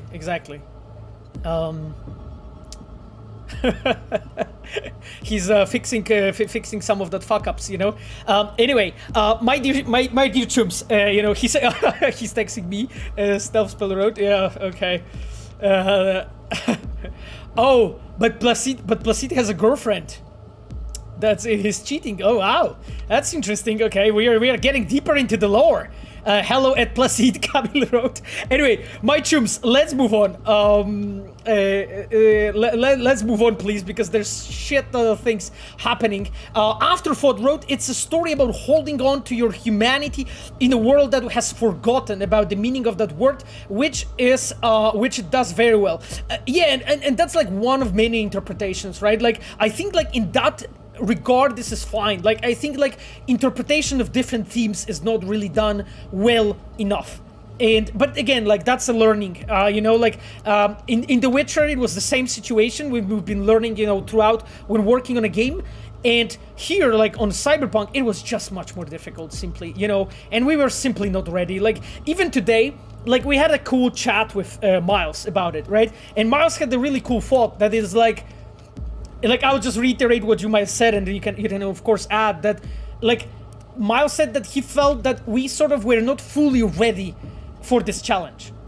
And I think this is very much on point, right? Like, Cyberpunk is like fucking Dark Souls level of like game development, you know? When it comes to like what game is. So like first person, stealth, no cuts, no black screens that you can hide shit behind, everything done in game, highly immersive, no cutscenes. Those are the things that are literally 10 platforms. This is a shit that, like, when you put it together and you start thinking about it, this is extremely difficult, right? And it's all doable, don't get me wrong. It's just like we were simply not ready for it, right? And that's really what it is, Do you want to add anything, Miles, to it, or we are Yeah, rolling? I do feel like a bit like cutting us some slack though, because on the other hand though, it feels like still when I look at Cyberpunk, there's many things where I feel it's pretty cool, right? Like the thing is, if you shoot for I think this, like you're saying, right? If you shoot for landing on Mars and then end up just going for the moon, at least you're still in space. Is somewhat true for us as well, because if you look at things like our dialogue system and the way we do first person in general, with it being our first person game, right? I feel that is still pretty incredible, and I think it's exactly moments like these where I felt our like the people at the studios' unique abilities to think outside of the box really shines most brightly. Because specifically with the first person perspective, I feel this is something where we really, since it was our first time doing it, ended up just making a lot of fresh discoveries, which is partially because, we looked at it and went, okay, how do we make this? And it took us a long time to figure even basic things out, right?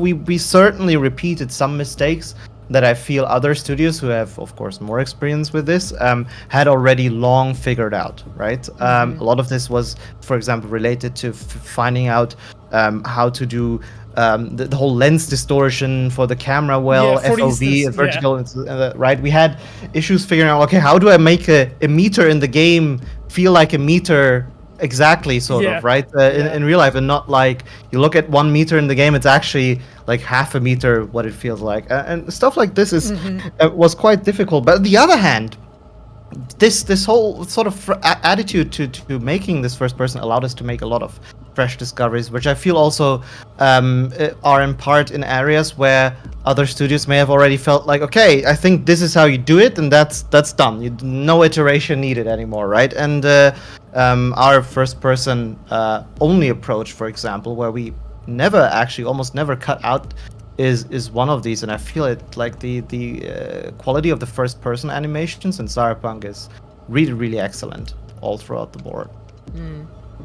Thank you, Miles, for this add-on. I tend to be very, very, very critical about what we did, but I think you're here to like balance my opinions, as well, with some reason. Just to say, I don't feel like you're wrong. We actually, we had this discussion, and this statement literally came from me, right? Yeah. But it's not black and white, Pavel. It's all shades of gray. Do you see, Miles, that like Placide has this Netwatch document on his desk? Sus, right? Like, so sus. Suspicious. Very, very, very, very suspicious. Anyhow, my friend, I wanted to read like one comment from Romulus, knowing what you guys have tried and what you have achieved, and how this iteration of the game came to be in a time frame that you did. You guys did amazing. By the way, guys, like for the contents, like Romulus is one of the data miners working on Cyberpunk game, and he knows fucking everything. So that's why he knows, I guess, a bit more as well about how stuff has been developed, internally. Yeah, Romulus is one of these people that when I talk to, I always have to figure out, like, wait, is this known? Did we share this information? Can I actually respond to Yeah, with Romulus, you're always like walking this thin line of like, holy shit, how the hell this guy dig that out? But anyway, one thing I wanted to say is like, we appreciate, that you guys are doing that, because it means that you guys care, about that stuff. So anyway, that being said, let's move on. Why not send Hacker someone mans. else to you? It's not our way. How's that been working out for you? So this is an example of briefings good in our morning, game, right? Yeah. Your calm shaman, it is Victor.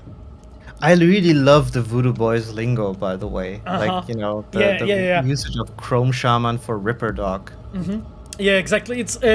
I'm not sure what is the translation to English to it, but in Polish we call it idiolect, and idiolect is basically your personal kind of a language. It's like it's not a Yeah. dialect, because dialect is something that a lot of people share, but idiolect is something that you have. It's your own personal dictionary, sort of like. And in here, like in here, it's more of a dialect, like because it's shared among many more. Voodoo Boys, but it's not a dialect per se. It's an interesting topic, really. Yeah. Yeah. It's not. Do you know It's each it's other? basically restricted to the Voodoo Boys themselves and doesn't actually go further out than This that, right? hardware is shit. You should replace. Oh, so now you're a Ripper Doc too? But like the whole it reflects so much because I mean the Voodoo Boys, the name kind of implies, right? There's this whole inspiration with voodoo in there. In regards to the whole mysticism of the Yeah. cyberspace, right?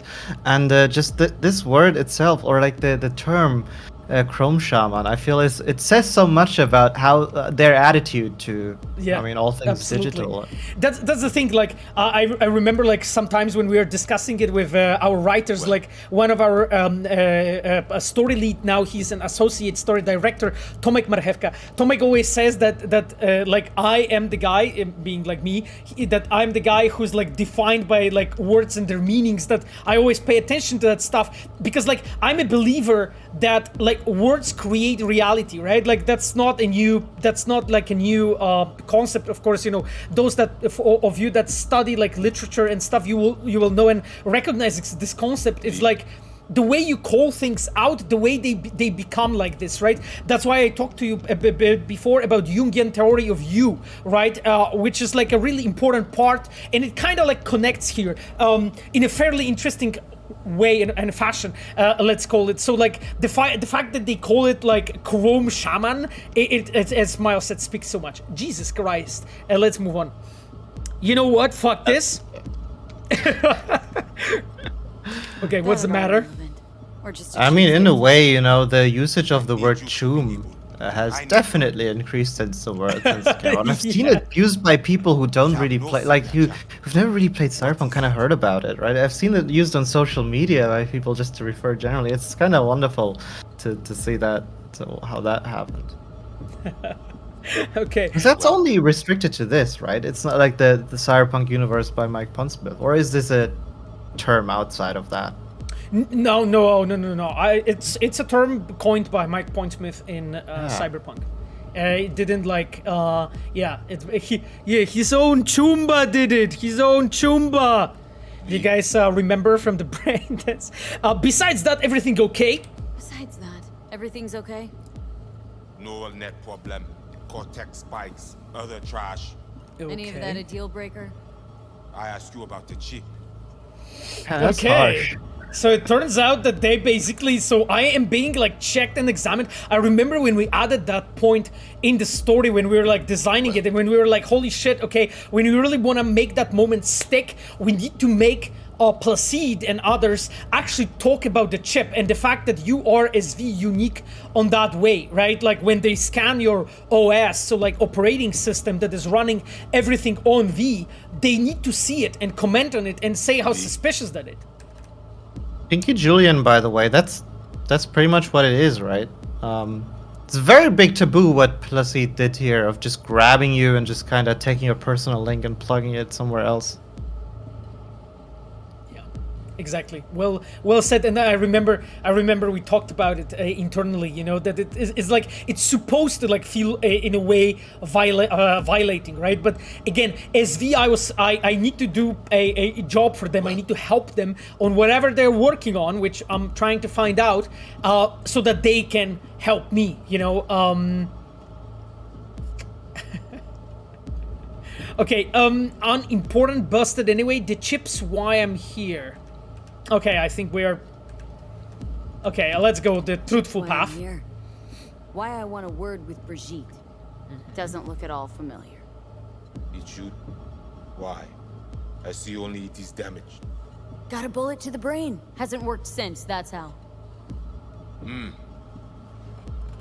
Johnny's gesture. Haven't asked to see my resume. Okay, so I have 10 buddy. I can try that. That's the kind of shit that I would say, and that's why I wouldn't last long in this world. Okay, cool. Jim, what do I do once I'm in? So am I the merc you're looking for? Okay, let's go with it cool, right, Miles? How are you feeling about cool? Yes, absolutely. Patricia wrote unpopular opinion, gotta laugh Placide. That's the thing, Patricia. I actually didn't see too much of Placide porn and other not safe for work, materials, development content with Placide. So it's a sad thing, because I know that internally a lot of our ladies really liked him. Once inside, what do I do? The camionette. The communist. Oh man, I remember this. There's actually a bit of a plot hole here. Because and I remember working with Danish Markiewicz, the quest designer, on this, right? Because we have this moment where now the van is being shown going into the back entrance of the mall. But where do you find it? You find it in the front entrance. Yeah. Right? It's actually so we were kind of thinking like, wait, so did they kind of just drive and then eventually just kind of, oh wait, we need to return, so they backed out, beep, beep, beep, and then just kind of went in through the front entrance. But how do they get to the door? And we actually tried to put some traces there, like as an answer. It's not left entirely unanswered. Yeah. So we thought about this. I'm not sure anyone really ever criticized it or picked out about it, but this was a conversation that I have had with Danish, and we talked about it for quite a bit. I remember this topic. Yeah, I remember, like, we constantly, like, that's the thing, guys, like, when you guys and girls, like, when we work on this stuff, we just, like, discover fucking plot holes, and, like, not even plot holes, but logic holes, like, everywhere. You literally, like, open the fridge and there's a plot hole. You go to bathroom and there's a plot hole, or like logical hole. You literally like try to puzzle those things together and put it together, and all the time you like figure out that you have missed something, and you're like, oh god, like everyone's gonna talk about this. And now it's only happening because I pointed it out. Oh my god. Vesta asks why I always think about the first thing I think about is loving character is porn. Maybe when I just be wholesome. You're right, Cyber Vesna. I'm absolutely not family friendly today. I was about to say, for this being a family friendly stream, supposedly, there's a lot of not family friendly stuff going on here. Yeah. Oh god. Machiavelli asks, I wish there is an option for reference V-sitting somewhere or leaning somewhere and the camera changing to the third person. I mean, I know that your comment is longer, Machiavelli, but basically it didn't really work with the design of the game and with the art for the game, really. Like, that was the call we made, like, really arbitrarily. Like, okay, we want to keep the player in their shoes all the time. You're seeing yourself only in the photo mode, in the mirrors, or you are seeing yourself at the last moment in the whole game. That's why those third-person perspective scenes at the very end strike so much, because like we have tried to make sure to show you how unique those moments are, how special those moments are. Definitely custom job that van. I'm basically, by the way, Miles, a fucking god when it comes to crafting, you know. That is true. Also in the game, I assume. Van's definitely a custom job. I see you not know also. Hey, just turn a piece backs together. Recording all of your handiwork? You record all this on your own? Mm-hmm. Local cam signals, corp sats, we capture to all. Okay. But from inside the gym, squat, right? Greybeard. I think it's kind of odd that nobody responds when V walks around with no clothes on. Man, this is Night City. They see weird shit like that, weirder shit like that every day. I mean, you know, there are some people that are dressed up in a way that you wish they would be naked, maybe. You know, it would be easier. It would be just simpler, so... okay, you know. Anyhow, my dear chums, let's move on, because we need to move on with the topic with Placide. Pretty advanced. Doesn't scream meathead to me. They watch it very close. It is important, whatever it Placide. is. Batman Kelly have this and encore. Femme porte là. Oh. Femipod? Interesting. Time for a break, think someone needs your help. So, do you guys see what it is? This is basically a red herring, right? This is how we call it in storytelling, right? Like, we are trying to drop you clues of like what's actually happening here actually in the story, kind of like behind the story, like behind the facade. Of course, you are going to uncover this in time, but like most well put together stories, they leave you this various types of red herrings. And like, you know, sometimes it's art, right? Sometimes it's something you see on a level, right? As you can see, because like I was, you know, Miles, I was telling like on the stream a few times that we always try to pay attention to detail, right? To just make sure that when you're back here and you know the story and everything, you can actually puzzle together what hell's going on, you know? Yeah.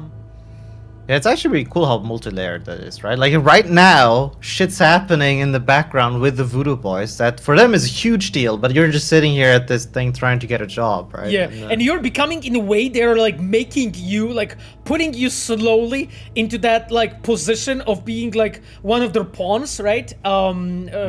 Here. And you just don't know what the play is, you know, going for, but it's just an interesting piece of the story. Like that's like the way, like how you're trying to weave in the mystery. Okay, yeah. Time for a break. Time for a break? I think you might be needed. They will manage, fine. You focus. Okay, so let's move Animals on. aren't the play here, are they? They're hired muscle. Someone else needed them. Someone with a van full of Netrunner tech. And that's where I come in, to sniff out who? Start with the community. Hide from all eyes. Only see the city as you. You have now seen Kudrezo Agwe, assembled. Why, what for? You are my vessel now. Do Agwe, I see what you see. Hear what you hear. I will guide you through GTAVI. Another voice in your head. Just what the Ripper Dog ordered. Just Jody is like this perfect medicine that you need, you know? Yeah, just pile them up. Exactly. So like, guys, like a really small, like a really cool, like I think storytelling trick that we have used here, redeemed points by Tetsuo. So Tetsuo, a storytelling trick for you. Like, look what we have done here. Like, we had to basically show you as a player this fact that you are actually connected with Placide. How to do that, like in the simplest possible way that you get it as a player, even though that concept is pretty difficult and you may not understand how it's going. Well, we got you connected, that's one thing. And then there's this moment when actually Placide calls you. He shows up here in the corner as your holocall, and then you can see him looking at you with his own eyes, and then in the same time on the holocall, right? And because of the post process on the voiceover, this like interesting echo, like bouncing, you can actually see, oh, I get it, hopefully, what's happening, right? Like, this is what we wanted to do, like, as a creators. When we were, like, crafting that, we were like, okay, holy shit, how to make sure that player actually understands the fuck's going on there, you know, in the background. So this is how we have done it, and how we have built it. See, this is something I'm additionally always constantly get my mind blown. As a level designer, I don't really have to think about these things too much, right? But, like, just the idea of having to explain all of these super complex concepts that are so foreign because they happen in this, you know, futuristic world, to the player in just like one sentence, one moment is just incredible. And I think this is another section, Pavel, where you can, you know, like kind of look at what the work that our team's done and kind of go like, hey, maybe, you know, there's also some things we really do well. I think it's communicating to the player that definitely is something. I'm glad you like it, Miles. Now there's a cool comment on the chat. The first mod for Cyberpunk was the nude patch. Hey, you know, I mean, guys, I don't know how I triggered you about this all this topic. So hey, Trechu asked why there's no photo mode during the Cinnamon mission. I think I was asked when I was streaming actually the Cinnamon when we were playing it together, and it's because basically like as you can imagine, like some moments, and it's not only there, it's actually in multiple spaces in the game where we fought as designers, that you as a player, it's way too easy to make so much like inappropriate content, right? And by inappropriate, I mean like already crossing the line, that we were like, okay, you know, I think this is a moment when we have to say, this is not fine, you know. That's like, I was also asked at some point like about children in like photo mode, right? Pretty much same reasoning, you know, like as a designer, like you have a responsibility, right? Like as a creator of any sort, right? Not a game.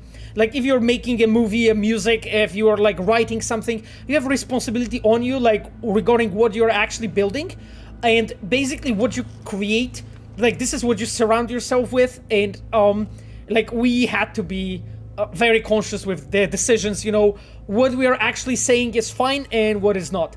And as much as I really love like this, I would say walking this like quote-unquote naughty line, because I really like this word in English. The naughty is actually like, I think the way to call it.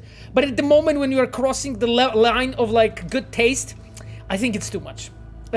So yeah, I think that's the answer. My chooms, Jesus Christ, there's so many comments in the chat. I honestly can't keep going with this. I see you guys are discussing first person versus third person. I don't think we have much to add there. So gonna run with the story. We know who the runner inside is. What he wants. This I hope you tell me. Okay. Placide, tell us. Gonna keep tabs on me, aren't you? So, aim to keep an eye on me. Shows trust. Alright. Anything else I should know? Find our people near Mall. They will show you how to get inside the beast.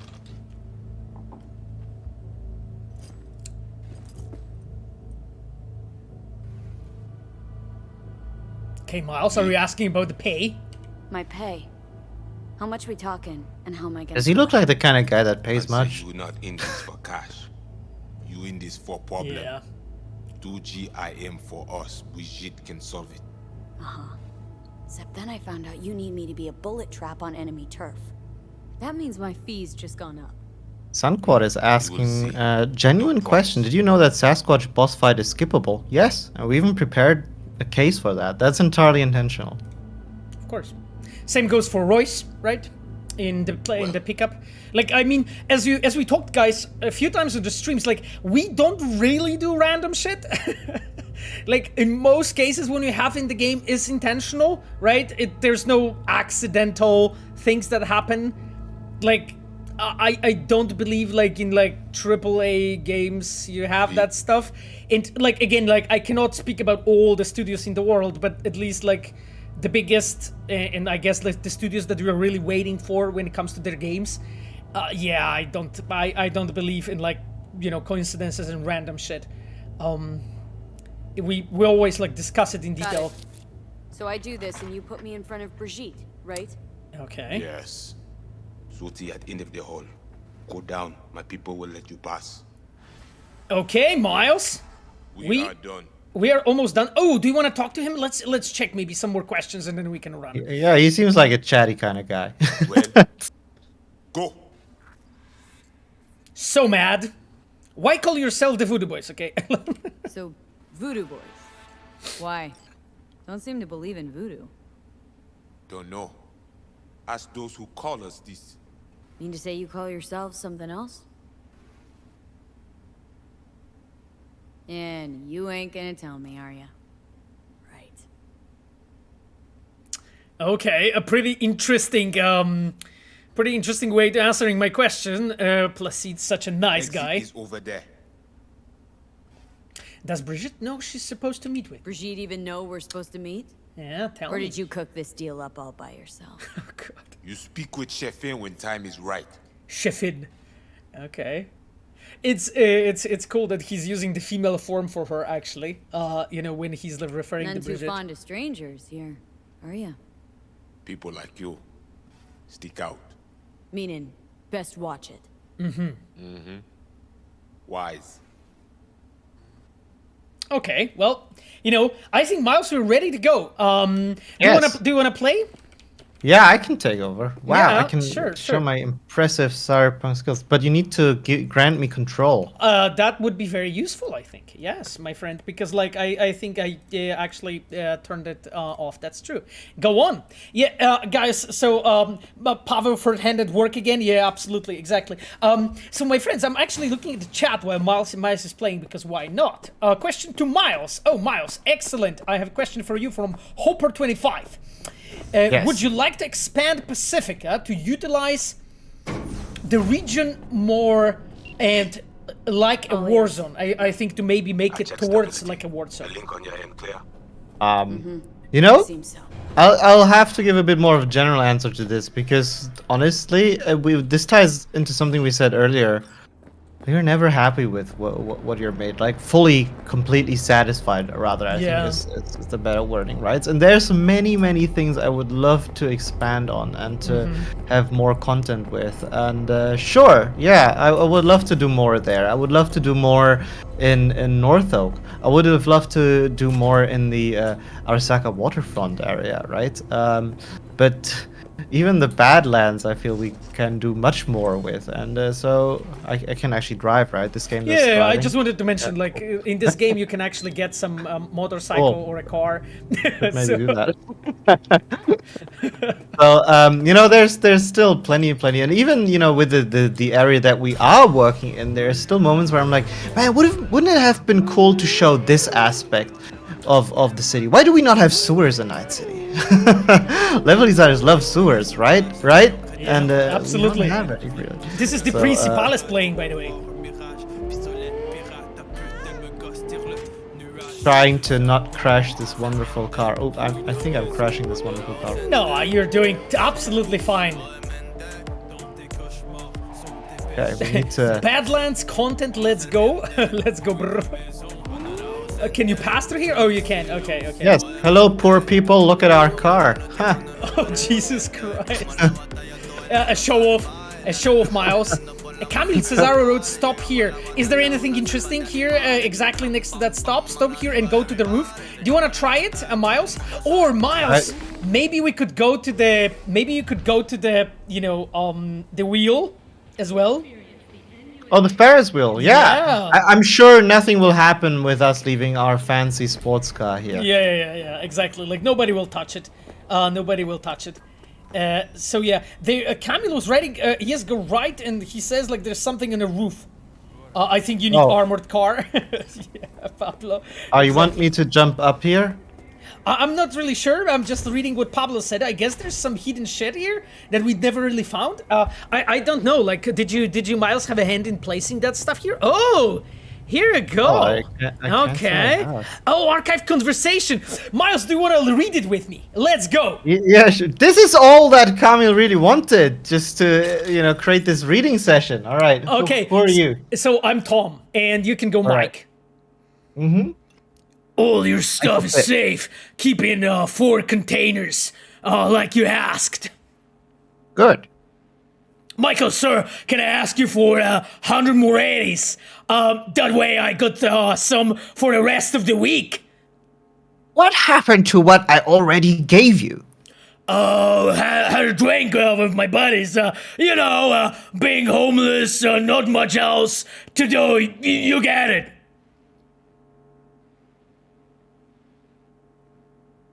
Mike? To anyone about you where you're keeping my property. Corporate property. You serious? Very. No more alcohol and the extra cash is yours. But if you continue drinking, I have to drag another scopsucker off the street who knows how to do as he's told. Okay, not drinking anymore. Yeah, Miles was glitching. You know, Miles, what happened? When you actually started reading, you went like mute, and then you unmuted at the end of what you were saying. Really? So I like I just really quickly like caught up. But yeah, it was How did I? But I didn't mute myself. What? No. Mute by like your network, you know. Oh no! Yeah. You're again being hacked by robots. Anyway, because I'm back to playing. Do you want to playing? Do you want to keep playing? Yes. Let's get into the mall. Rascut77 wrote, we have been orphans for a year. Please, we want to see Cyberpunk 2.0 now. My friend, I mean, we are, as you know, like we are working on a patch. We're working on a patch and we're working on expansion. I spoken about it a few times. Oh, there's one more? Okay, Camille, we'll do it after this. We can do it later. Was told you would. Okay, boys. Garage in the back. Oh. Shh. Quietly, yeah? Anything interesting happen over there? Since we are here, all quiet. No one in, no one out? Well, they went out for supplies once. Okay. No, so we know we have to go to the mall. Interesting. So people were writing something about scaffolding, Miles, that you can basically just go to the scaffolding. Let's get this fucking gym going. Yes, we are fucking going this gym going. Getting this gym going. Stop wasting time. Which scaffolding? Okay. Anyway, so I wanted to say something about this. This was one difficult motherfucker of an encounter to make. Yeah. Holy shit! And I'm not sure I'll do it again. Like So many iterations, right? Like, damn. Yeah. I can play when you talk because I think it will be easier for you to talk. But maybe I can show one thing. So basically go on. what made this so difficult is that we gave the players so many options, right? And it was so painful to do from a design point of view, right? Because technically we wanted to give the player like a proper sandbox experience here, right? So you can either just storm in from the front, and I think there's some LOD stuff going on there. Why is yeah. Yeah. It's the LOD. So you can just storm in through here, right? Or you can sneak in all the way from the other side. You'll notice that with other smaller locations in Cyberpunk, usually these are more next to each other, right? Like there might be a window over there where I can sneak in and then do this. But with this being like two completely different paths, it made it so difficult.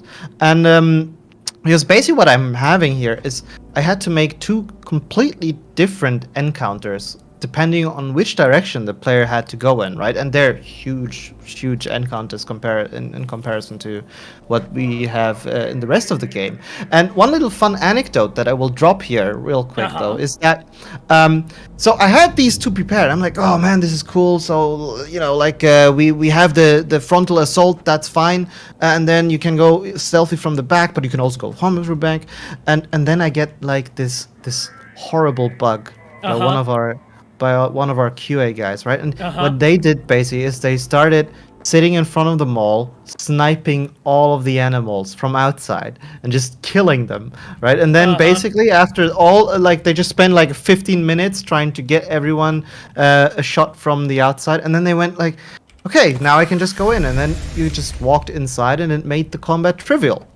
Yeah. But the creativity of this idea was so awesome, right? And so I added like a third variant, which basically takes into consideration what happens when you start sniping from the outside, which is basically spawning additional sets of enemies.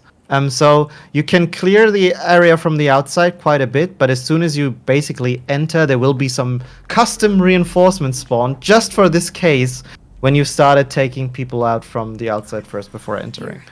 All yours. And it's these things, right? Like the creativity of the player and our sort of really high standards when it comes to these qualities of our game, right? That made this particular encounter extremely difficult and full of effort for me. Really cool background story, Miles. I love the fact that you're telling us all that. Like I remember like how much work it was like when we were like in 2019, right? Like threading it all together and like just correcting and fixing. Miles, so how do you actually want to do it? Because like there's so many questions in the chat, but we should probably really get going when it comes to the game. I'm just looking if there's any question you should really address. There's a question about junior cinematic designer. We can maybe tackle it in a second. So Miles, maybe we can run first. Oh, that's not what I wanted to do. Maybe we can run first actually to the Ferris wheel, to have that off the list, and then to the gym, or before. How would you like to do that?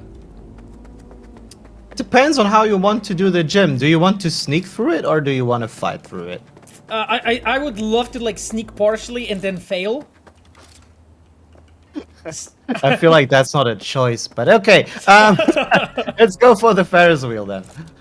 Go for it. Let's do like a little amusement ride, then we can go. Okay. Do you want to play? Do you want to play the Ferris? Yeah. wheel? Okay. Yeah. Okay. Just continue, and I'll basically look at the hack the wheel. I think if we go through this way. Yeah, I don't remember really the access to it, so maybe you can even mark it on your minimap. Oh, that's some. I think there's still this encounter, right? So the Ferris wheel isn't on the other side.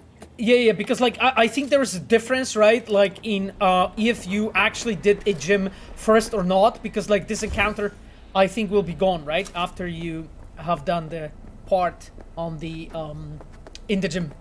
So yeah. That's so a do hard you ass want to? encounter. I mean, you know, Miles, we are. I'm so boosted, like as a character. Like, let me just jump to the really quickly here. I don't have any perks, but literally, like, I'm fucking half god with this equipment. Like, I don't know if you saw like what we have, but Yeah. But this shit is like insane. Like this basically, this like one shots everyone pretty much. Like I think like, I suspect that Sasquatch should be one shot from a close up. With the almost one shot with a close-up, you know, so that's actually that's not gonna be too difficult, you know. Yep, exactly. Like as everybody says, Overwatch. Yeah, Overwatch is fucking kicking ass. Honestly, It is, isn't it? Yeah, it is. It is. And guys, like here, what I actually can talk to you about like regarding the questions that some of you had before, is that regarding like junior cinematic designer. I mean, so what we expect from a junior is already like some kind of a portfolio, cinematic portfolio. Because please remember that we are a pretty like big studio. So our requirements, even for a junior position, are pretty high. But you can also try like actually internship in our studio. And at the moment, when of course like any intern slots are opened, I advise you to use the Miles the Conrad's hammer. It's insane. Like you have it as well. All right. Just switch to the Conrad's hammer. This one is like. Oh, wait. You have it under the wheel. Yeah. This one is it just one shots them because it does like 50,000 damage. So That's OP. yeah, I mean I just updated it so much because I have crafting at 20 that it's just like you will just mow through them like a machine, man. I'ma destroy you. Woo! I wanted to do the knee shot. You would, I think with Comrade's hammer you can't really do the knee shot because you would literally like it would tear her off like her ass together with the legs. So not really that easy. But going back to like what you have to do actually as a junior cinematic designer, like we would expect you to actually have some kind of like a portfolio, you know, so your own small movies or etudes, you know, like maybe some small commercials that you put together, you know, something that to show us that you are already actually can really build those things. Because like junior level for us, it means that you already kind of know what you're doing, right? Like for us, the level of the intern is a situation when you sort of like are talented but you don't have anything to show, right? Like I know it may sound weird that junior is already someone with a lot of a bit of experience. Oh god, Miles, you definitely killed that person. Oh, okay, I wasn't sure. I just wanted, you know, you never know. Yeah, you never know, exactly. So yeah, hey. What's with the triangles on Smasher? It's a faction thing or maybe on the meaning of enlightenment. Oh god, man, I'm not really sure if I know what you're talking about. What triangles you're referring to. Toastminator. Yeah, exactly. Like, I mean, Miles, just please get the loot. Oh, Yes, archive yes. conversation. There is a Stanislav Zbyszko and 24 recipients. I guess I'm gonna read it because he's Polish. Yeah, it's a company email basically to his guys. Yeah, exactly. So Stanislav is writing, first thing, keep your traps shut on this. Anyway, our story goes, the animals jumped a goose and stole all those high-tech implants he was transporting with the tigers, from the tigers. And don't go telling sorry for the guy. He was a good chum, but started getting too fucking smart. Tigers should buy it. Goose got zeroed for real, but none of you fuckers say a fucking word to them, or go pranking around with those implants. The whole howl is going to be Soviet's motherland. Thank you. All right. I mean, very patriotic. Okay. Absolutely, yes, definitely. Oh yeah, you hacked the wheel. Oh yeah. Look at how powerful we are. Woohoo! Yeah. I remember, like, when we were talking about this wheel, like, with Danish Markiewicz, like the quest designer for that, for who actually did the Ferris Wheel thing, and it was actually really cool because, like, Danish actually got inspired by, like, he got, like, inspired by actually the, you know, the Enviro. So, like, Enviro art team actually wanted really to have this Ferris wheel. I think it was the concept art first who actually come up with the Ferris wheel. And then Danish was like, holy shit, I need to make it work. I really want to make it run and so on. And we were like, all like, okay, Danish, like, keep going, like, really do it. So, Miles, but do you want to do the ride together with Johnny, or can't we do it right now? I think we can, right? I think we need. Do we not need to do so? Oh, right. Yeah, we can try that. I think you can actually do the. You just need to go to the wagon, right? Like to the beginning. Yeah, but that's on the other side, right? I mean, yeah, just jump up here and go up there. Yeah, exactly. Just directly to the Ferris wheel. Yeah, and I think here. No, it's not by the Ferris wheel. You need to actually go on the other side over there. To the entry station. Okay. So actually, like, are we going to the gym now then? Yeah, because we would need to go all the way around, I think, in order to. Oh, go down now. Okay. Is there anything? Is there anything here on the beach? Yeah, I think there is something on the beach. You know, that's why. There's a question from Patricia. If I done any voice acting in the game? Well, I mean, I've done some. So I've done, like, dying people. I've done sex scenes for River and Carrie. And yes, so that's my voice acting portfolio for Cyberpunk. In Witcher 3, I've done trolls, ice giant, and dying men as well. So hey, here you go. That's basically my kind of a All right. part. Do we want to try this? Do you want to try what exactly? The This jumping is the there? Ferris wheel, right? Oh yeah, of course. If we're here, sure. Oh wait. Can you jump there? No, it's No, too it doesn't high. look. It doesn't look like prepared to be jumpable. It sounds. It Yeah. looks like it's I showing know we to have us. this. We have like this cyberpsycho thing going on here on this on this pier. I think there's something below us. You know. Let's check the part below us, and then we can climb back up because there was a ladder, right? All right. All right. Let's try it. Jesus. Ooh, look, Yeah, the tax from the Voodoo Boys. Voodoo Boys. Yeah, exactly. Like, I think you need to go towards the maybe probably that's that. it. That's the case. No, that's just like some loot, I think. Or is it? That's a broken arch bike. Okay. Okay, let's check it. What's going on here? Okay. Interesting. Damn. Okay. Are you? I will be Jenny. So go Eddie. Yeah. Who are you? Sorry, I didn't catch that. I'm Jenny. You're Eddie. All right. No one's ever done it before, Jenny. Why not you just drive off a cliff some results and it save us some time? Have a little faith. I've been riding on 2 wheels longer than I've walked on 2 legs. I was like literally born on a bike. No, not literally. Just chill out. I'm gonna ride because I'm the best in the city. And you're gonna edit the BD because you are the best at it. Then together, we'll scroll a virtue that's gonna make us stupid rich. You motor brain gonk. But, at least you're the only one who can royally fucked up this crazy stunt. And I'll still have the brain dance. Spectacular death. Like that will be worth even more. I'll be fine. Yeah, just sign the forms. Cool. All right. That went as expected. We kind of know what happened, you know. He sounds like a Dobby from Harry Potter. Oh, thank you. It's you know, Sasko Toast Master audio DLC in the store now. Thank you guys. Yes.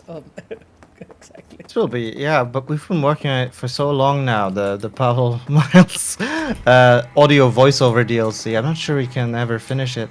Yeah, exactly. Oh, there's something more? There's another part of an encounter here? There's a scavenger encounter here, yeah.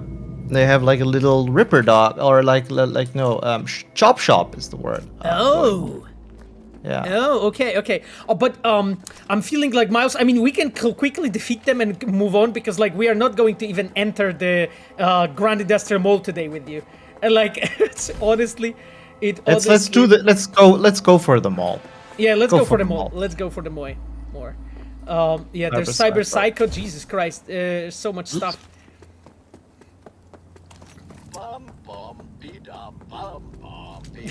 Oh, that's Skippy. I was like, what the fuck is going on? Yeah, that's Skippy. Cyber Dobby. Oh, thank you guys. I really appreciate you. Really appreciate. All right. You know, during making this, right, and working on this, I actually got really good at stealthing this. Like, I got absurdly good at it. Okay. Unless we change the stealth mechanics. Do you want me to just? I mean, you know, like just do whatever you want, Miles. Just play wherever you want. Like I think I want to see like hands and arms flying, but everything else is up to you, you know. And they can fly later. It's not a problem. If you want to stealth a bit, sure, try it out. Why not? To just showcase a bit of that, you know, stealth. Yeah, we can do that. Okay. Can stealth. This is the novelty for the people here on the stream, I think. Yeah, absolutely.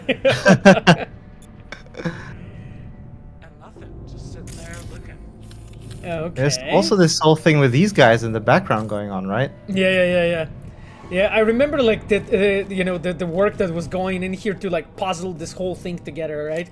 Like literally like bit by bit, scene by scene. Yeah, the dudes on the motorcycle. I think you can pass them on the. Oh, you decided to go in the bushes. Okay. Yeah. Okay. Yeah, they actually do. They actually provide they do provide cover. What is this sorcery? This is called stealth, my friends. Exactly. This is called stealth. You know. Pavel is to relax. That's unacceptable. I mean, you know, finally some good stealth. Oh, thank you, Despida, for this burn. You know, This guy, right? Illegal use of wanted for illegal use of pineapple or pineapple adjacent products. Pizza Desecration Act, Article 1, Paragraph 5A. Yeah, exactly. Like I remember when like Danish, our quest designer, senior quest designer coordinator, when Danish like customly added that specifically for that guy with pizza to basically give you guys. You want to like, know the story? How that came to be? Okay. Oh, I think I know it, but just go on. Like tell us. Yeah. So basically, we had these demonstrations, right? This whole thing used to be a demo that we'd also showcase. So you can talk in Gamescom and yeah. But don't you fuck up the stealth. No. I won't. I'll just get. And it was during the presentations that we did that we kind of figure out one joke that would always kind of land, right? With little bit of a laugh for people, and we would scan this guy and kind of go like, these guys, like, and you'll be happy to hear that in 2077, pineapple pizza has finally been, I think, what was it, illegalized, right? Yeah. And then Okay, I get it. this joke was really well structured because you could either say, like, people would either go, yeah, which Or boo, is one yeah. thing, or boo, and if they said boo, you can just go, well, it is a dystopian world, right? And then everyone's like, that was very good, very nice. Oh, nice that's layering. true. That's true. So like a good comedians, you guys had like literally like a whole scenario prepared Exactly. depending on the audience reaction. And because of this being so funny, and like us doing it so often, we just figured, why don't we just make that? And we actually added it, as a group. We talked to, I think it was Philip and Danish, who were basically sort of like really involved in getting this done. Yeah. Okay, Miles, take over, please, and let's Yes. keep going. Let's keep going. Got a bit of our telegraphing going on with these yellow decals. Ooh. Yeah, exactly. Ooh. There's some dude. Yeah, he's an animal. Spanish one might Inquisition say. joke was cool in Gare mission. Oh, I'm glad you liked it. Oh, you put him here? Okay, that's fucking. Yeah, recycling. It's important. Let's You just gotta, you recycle gotta. I mean, that guy. you just gotta, right? Yeah, waste here, exactly. Just. But also, what is not to be forgotten is, of course, that you can loot some stuff here. I think. Was it also that? Ah, right. Interesting bag, I have to say. Very stylish. I never seen that bag in the game so far. Damn. Yeah, the animals have their own little loot tag, right? Like every gang in the band, every gang in the game has their own loot. Like loot bags, right? Like that they Yeah, drop, yeah. right? Yeah. The animals are rather fancy and animalistic. Exactly. So do we want to go the longer route or the shorter one? I mean, your call, Miles, your call. Like, we have like around 30 minutes of the stream, right? Like left. So I think we can even do the longer route. But just like, yeah, just pick whatever you want. All right, so we'll go through the through the gym. See what these guys are doing. I really like the gym route because it kind of allows you, if you're stealthy, and that's the cool thing about it, right? You can learn a bit more about these guys that you're dealing with, right? How they Yeah. operate, how they function, what their deal is. Yeah, exactly. And this is another thing that made this encounter here so difficult, because you can just do so many different paths, right? You can entirely skip the gym if you want to, and depending on that, the whole situation when you do get caught can very much change combat-wise. There's a question if Keanu actually played Cyberpunk or not. Honestly, guys, I just don't know, right? Like, people who are dealing with that kind of topics are people like involved with like our business development and stuff. So I just don't know, right? I just heard things, but that's way too little to basically give you guys a good answers. A precise answers, I would say. Okay, Miles. So what do you want to do here? I'm just gonna bypass all of them. Okay. And this guy should be scripted that now, once you get here, Ah, look at this guy. Okay. Look for at me, that. I just see the code. I just see the code. I don't even see the people anymore. Do you think this? Wow, they made this look different. Look, the weightlifting machines are changed. Oh, you don't have it. What? Because I don't have enough. Yeah. Oh yeah, we can. Oh no, you had to wait for the right moment when he starts lifting. My bad. Okay. Yeah. Oh yeah, this Oh, overload look at is this guy. really cool. I love doing that. Yeah. Yeah, you need to be. Even though I never do it, but I love like watching people do it because like I just I just It's can't very do it. custom though, right? Because it's such a contextual Yeah. hack, if you will. Yeah. It's a very contextual hack, right? Because like we felt like, I remember the discussions about, we felt like simply the those devices, they feel like they are like it's like literally prepared, right, to be used against it. Maybe we can use the quick hack, on the, or no, but that actually attracts too much attention. You know which one? The broken jaw thing On the robot. On the robot. Yeah. Now we actually had to change that for something more systemic, because like this was so custom right, in this section. We never had another instance like that in the game. So what we changed actually is when we finally figure out how all these hacks and quick hacks should work, right? I think he turns around in a second if I'm not fast. Yeah. We actually changed it so that you can use the more systemic approaches, right? So you have like Berserk or what is it, Cyber Psychosis quick hack that you can use on the robot to basically make him go berserk and then attack the people there. That's cool. Yeah, as you can guys see, like Miles is the author of the encounter. He exactly knows like when they are passing and like what is the path, you know, for you to take, right? Like what was the intention actually. And it's really interesting. Like I remember like even Miles speaking about it on one of his streams, like regarding level design and the placement of those shelves. Like this is something you see in so many games, right?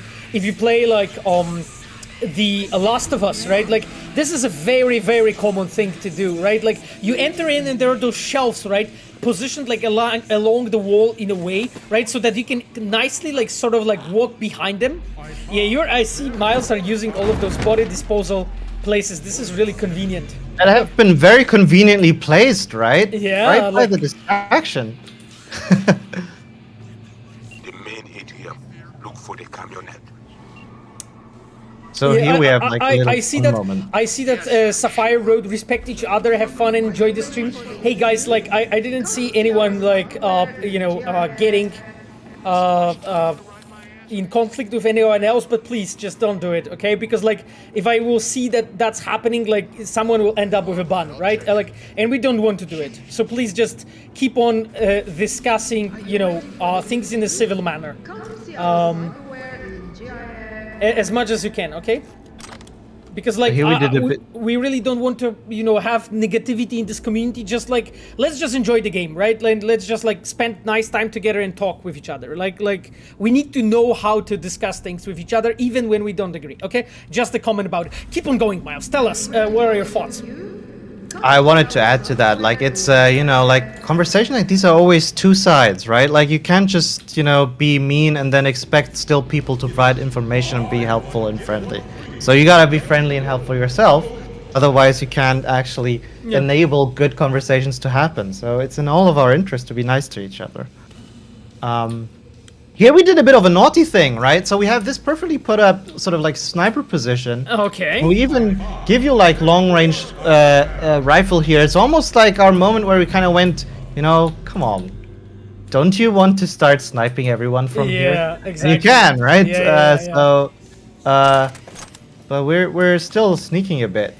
Uh-huh. There's so many different ways here. We can go left and go right, and the encounter, like again, the scripting is made in a way to support all of that as well. And you can see how that, the difficulty here for me is that I always want to make my encounter still very cinematic. You see, like the timing of how they move and how they talk and all that exactly. stuff.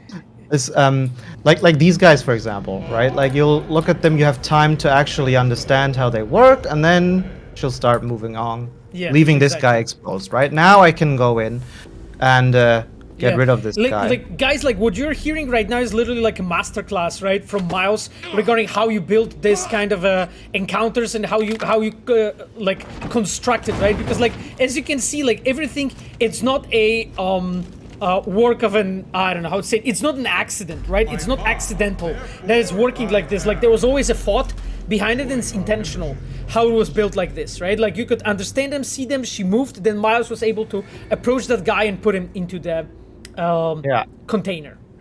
Exactly, and that's what all stealth is about, right? It's the whole thing of having the player let them see like a situation and then observe the situation until they find their own timing, like the good opportunity to abuse, right? And it's this moment where this guy was left alone with his back exposed and she actually moves there. What we don't know is that she will never actually come back right to this spot, right? So she'll now forever move over there, and it's actually relatively safe to just take him out anytime, but we need to wait for that moment. It's the same when we go down here, and this is why this encounter was so difficult for me, right? Because with the way this mall is structured, the player can go back and forth in any way. It's not linear in any fashion, right? Like we don't have these moments where the player is always pushed forward in one direction. You decide to go there, you can turn around at any moment and decide to go back to the other path, right? Yeah. And accounting for that is difficult when you want to have this be still so cinematic, right? So like here, for example. Miles, there's one question to you, actually, an interesting story, and I know it's maybe a bit difficult topic, but I just wanted to, I just want to scroll to the question. BA Preda asks, I always wonder why bodies hidden in the container are considered dead in the game, regardless if you took them down non-lethally. Actually made me fail a couple of missions and make a non-lethal stealth approach much more tricky. Like, I remember, like, Miles, we had plenty of discussions internally how that should be handled. So like, what do you have any information to share regarding the specific topic? Basically, you have a situation where if you throw a body into a container, but you do the non-lethal takedown, it counts as lethal? Yes, correct. That was always like this. Yeah. That was always like this. You didn't know about that?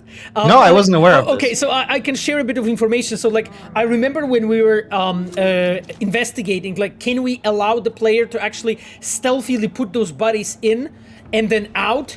Because then we would have to cover all the possible combinations of all the containers and all the different body types, and we getting those bodies out, right? So let's say in those missions that you just referred to, in situations where you're supposed to, like, deliver someone who is alive to certain situations, we had to make a tough decision. Either like, okay, so either we are actually expanding that feature of, like, all of those different animations and handling all of those situations, or we are considering them dead, right? That was literally basically the path that we had to take, because as you can imagine, like, there was no fourth option, right? Like we had to know what we are doing in situation, and players supposed to extract someone, drops that person into, let's say, fridge, and then what, right? And we have so many different variants of containers when that person is inside the fridge, and we had to have, like, a complete system that would basically handle situations when you as a player are basically getting out that body. That's why the call was, okay, it actually is, we actually need to decide here that those bodies are dead, those people are dead, just because of how complicated, because it was just spawning shit more, like, I would say, how to call it, dependencies, you know, with between different departments, and so much more exponential work on the feature here. So that was really one of the reasons, you know, because we had to make sure that you have like, a clear rules as a player when you're, like, throwing the people into the containers. Anyway, a bit lengthy explanation, but I think it required a bit of time to just, like, make me go over all that. Miles, so let's keep going, cool. you know.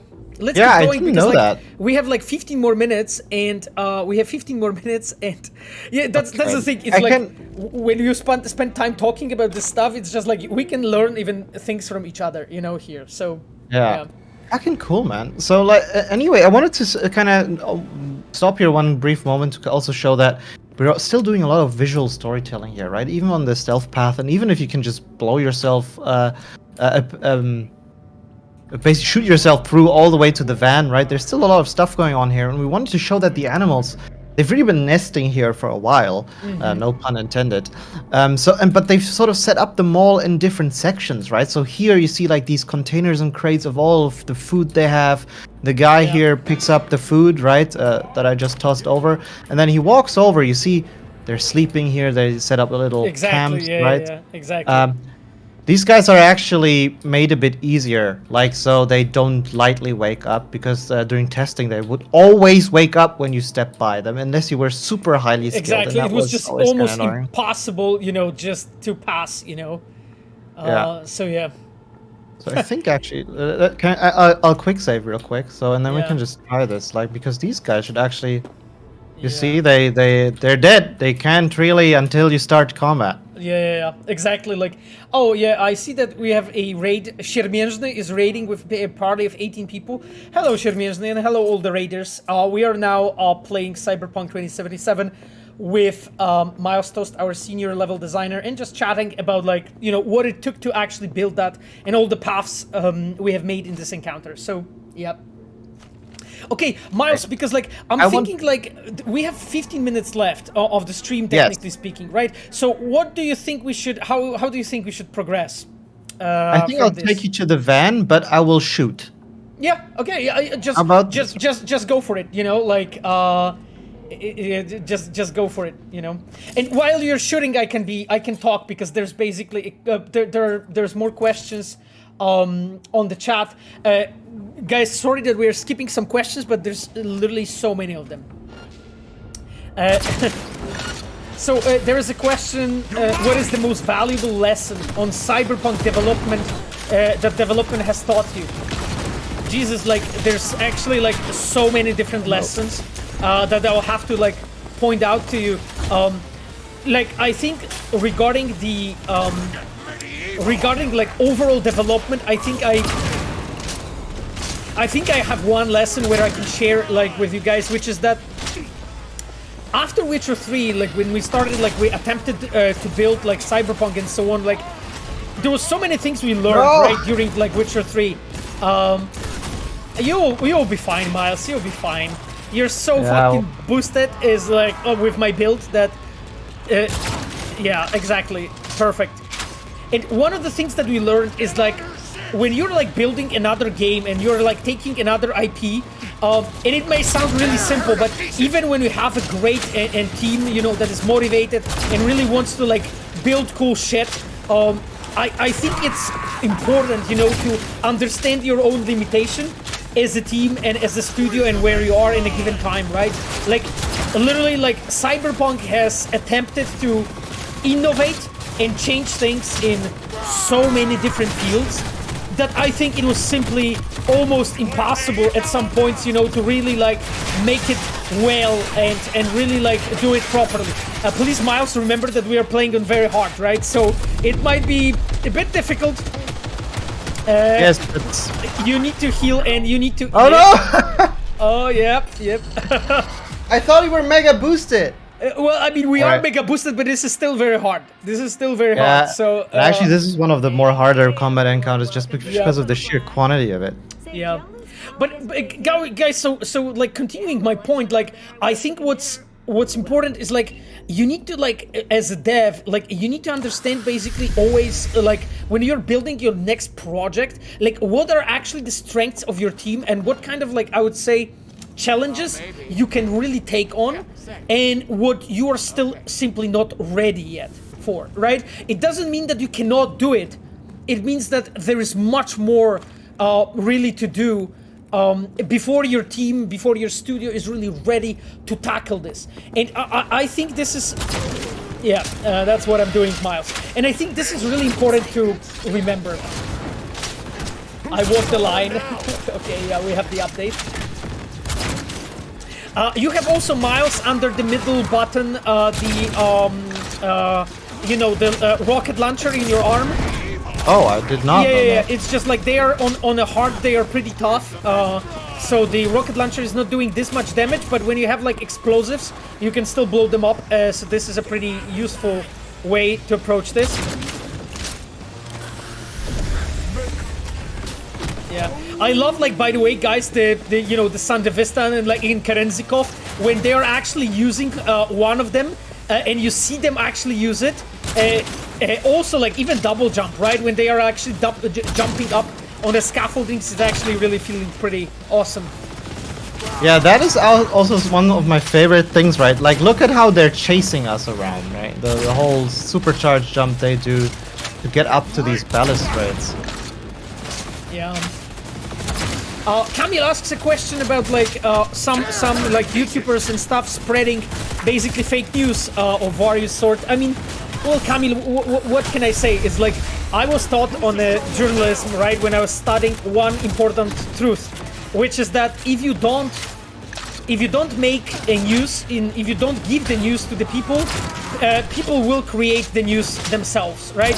And I think this is what's happening in a way with Cyberpunk. Also, like, I think Cyberpunk is, like, a topic that is, how do you call it, like, an interesting, attractive enough for so many different, I would say, audiences, that even creating fake news is worth it, you know, for people, even though when it turns out it's not true. So another thing is, like, I don't know, I don't think we have done particularly great job with, like, communicating with you guys, right? Like, I hope really that we are going to improve it, and I know that our community team and marketing team and PR team, they're really like aware of missteps that have been done, and we are really trying to actively, work towards actually not doing those mistakes before. So I guess, Camille, that's as much as I can tell you. Like, it's very human, it's very understandable, that in a situation of like lack of news, people are literally creating their own news. And no matter if it's like, about commenting on rumors, or simply like denying rumors or spreading rumors, it's not really like type of a misinformation, I would say, doesn't really matter in this specific case. It's a misinformation in general, like, because when it doesn't come from the source, and in this case the source is us, but when it doesn't come from when it doesn't come from an exact place, it will be always like this. Miles, could you please loot all those fucking legendary things on the map? Because I'm just like literally triggered when I see all of those. Also, like, please loot the unique ones too. The green ones, yeah. All right, okay, I'll clean up. I can do the cleaning up if you want to. If you want to, like, play out. This one's not having a good day. Yeah, this one. Yeah, I mean, you can do the looting. Okay, I will take care of this, because like I love doing the looting. It's like one of my favorite parts. Here you basically, guys, have a chart about Chrome and stuff. So, Miles, I wanted to ask you, because like I don't think we have much more time really to like move on forward, or should we? Yeah. Should we move forward? Like I don't think we have much more forward. I think the scene and everything is so far. I would save here, and then probably you can continue the cinematics and all that in the cinema. Yeah, exactly. Because I think it will be more a bit more about the storytelling. I think we touched so many level design elements here. But so I have a question, actually. The question that I was asked before. So for you, what is actually the biggest like learning from Cyberpunk? Or maybe the biggest is actually a big of an ask, because like it is lots of different things, right, that we have learned making this game. But like one of the things, right, that you have learned like making this game and building it and working on it. Yeah, I feel for me personally, right, I can't speak on the behalf of the huge studio. Yeah, it's of course you personally, right? Like we're asking about your opinion. The way that I approach stuff has kind of shifted a bit to I know that some people would laugh at me at the studio for saying this, but less is more. Yeah. I think, for example, an encounter like this, right? I think the amount of content that this and the ways that it provides you is fucking awesome, right? But I'm not sure it was, for me, worth the time I had to put into it, to make this, when I could have used that time to then basically build enhance else, right? the average, or the average quality. And this is something that you touched on earlier as well, right? Where quality can be so widely inconsistent between content, and to a degree that is normal, but at the same time, that's also self-induced by us, I think. And like, this is something we can look at in the future and figure out. Do we want to have a bit of less content but have all of it really, really be fantastic? Or do we want to have more content, just have more, right? And it creates this ripple effect, though, where suddenly if you have an encounter like these, of course, debugging and fixing it, like the example with the sniper rifle, right? That was not an easy fix. Right, like I could have just said, okay, then we don't have the frontal assault entrance anymore. But we didn't want to, because that's kind of just how we tick, right? And the amount of work this caused ultimately, and the time I had to put into this encounter to support that style, which, let's be honest, only few players will actually ever use. Was fun, and for me as a learning experience, great. I learned a shit ton about, like technically. About how to set up these encounters, but at the same time, should I have maybe not used that time elsewhere, or could I have used it elsewhere better, is the question, right? And that's easier to ask in hindsight, right? Back then, of course, that seemed like, this is gonna be really, really valuable, and I still think it is. Players appreciate it, but there could have been other things that would have been more appreciated if that time had went into that. Exactly. Like I remember, like I was discussing it at some streams as well. Like that is like, remember that when you're like in game development, you always have a limited time in a way, right? Like let's say you're making a game, right, and you're going to be making this game 4 years, right? You're not going to be making it 5 years, most likely, right? Maybe a bit more if the date or some deadlines are moved and stuff. But in most cases, you just have some finite number of time that you can work on stuff, and if you decide, like, you know, against like doing something here, but then you would invest that time somewhere else, right, and enrich something else. So again, it's a learning, as Miles said, like understanding, you know, where to put, you know, your effort to really make it like stick and really make it like feel great. You know, all of those, like, just, you know, removing all those uneven moments, you know, I think it's just important. Opening of a Grand Imperial Mall. Okay, I won't read it now because we don't really have this much time, my chums, at this point. But I think that we are going to... Okay, yeah. Miles, do you think I looted everything? Because I'm just checking if there's anything... You think yes? There's plenty of loot. Yes. There's plenty of loot, yeah.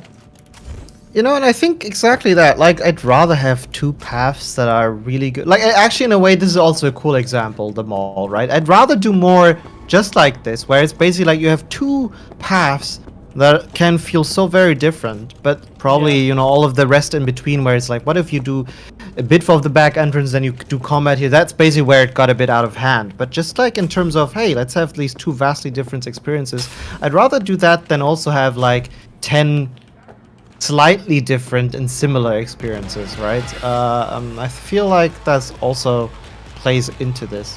Did you just find someone? I think so. I'm actually not sure yet, but it looks like it. But I'm not sure if it's just the camera, because literally the game decided. Wait, what? Oh, there's someone shooting at you. So.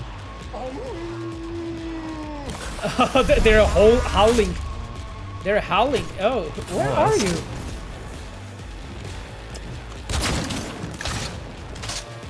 That's such a...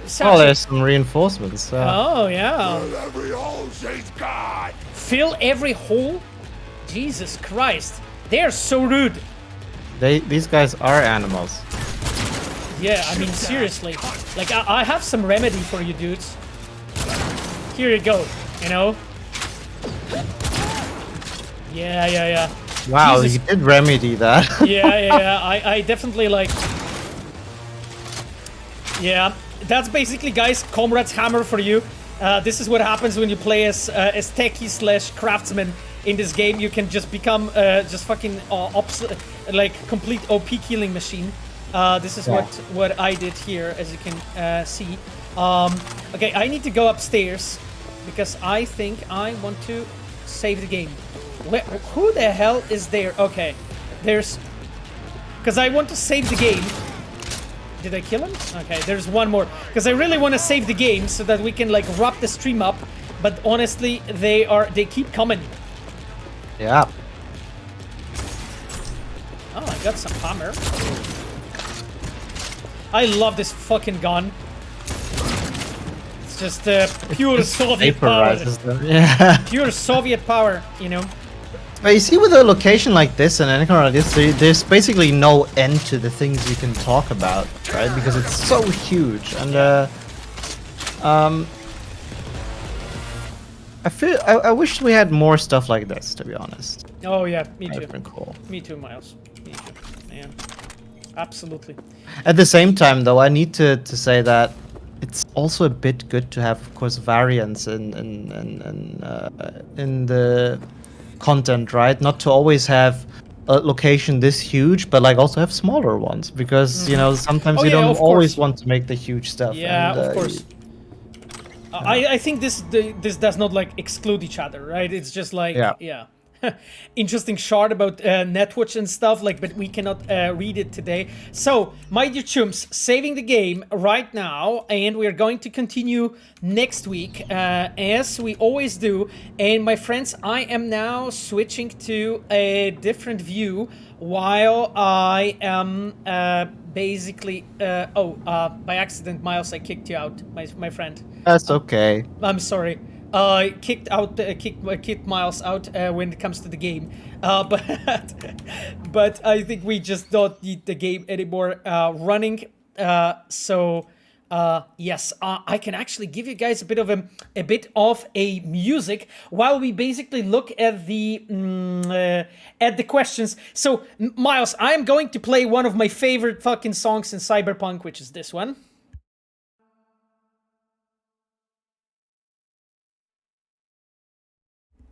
So. Oh, there we go. You probably recognize it. Yeah, this is so cool. I fucking love this one. Yeah, this time around, no outsider no more at the end. We will listen to Olga singing and chopping onions. So, my dear chums, it was amazing to have you today during this time and play with you and talk with you. The meme section and the artwork section turned out to be a bit longer than we anticipated, also because of the electricity/network issues. But I wanted to say thank you to all our fantastic moderators and Reds that have been with us. So starting from Cogito, our amazing mod who's with us every week. Thank you, Cogito. My dear girlfriend, Sapphire, thank you for being with us. Ayano, our UI producer. Ayano's also streaming Destiny 2. You can check her out on my recommended streamers. Chivok, our customer support engineer. Thank you, Chivok, for being here. Stealthspell, Despina, our quest designer. We also had Christian, our cinematic designer. And last but not least, amazing Miles Tost, who was here or is here in person. Thank you so much, Miles. So, do you want to add anything at the end, having this emotional song playing in the background? Yeah, this has been incredibly fun, Pavel. Thank you for having me, and thank you everyone for being so nice about it as well. I know this has been quite chaotic, out of no fault of our own. I think it's been really the heavens try to not make this happen or make this more interesting, maybe. But I had a great time, and I hope you guys did as well. And thank you so much, everyone, for keeping supporting us, being so wholesome, so awesome, and playing our games. Thank you very much. Okay, guys, thank you so much. So that means that we are going to see each other in a week at 8 p.m. CET as always, and I am going to continue this storyline this time around. Hopefully we're going to finish, and then maybe we'll go to the Ferris Wheel, because why not? My dear chums, I know that you had a ton of questions and so on. As you see with Miles, we tried to answer as much as we can. We'll be here next week. I mean, I will be here next week. You can, of course, check Miles out on his own stream, where you can also ask him questions, right? There is space. Miles also have Reds, as guests from time to time on his stream. Also, people who are lurking on the chat. You should come sometime. Yes, as we talked, I will. So, as we talked, I will eventually, as we discussed. So, not spoiling anything. But, my dear chums, thank you so much. And I will see you with this amazing music. Have a wonderful rest of the day. Bye-bye.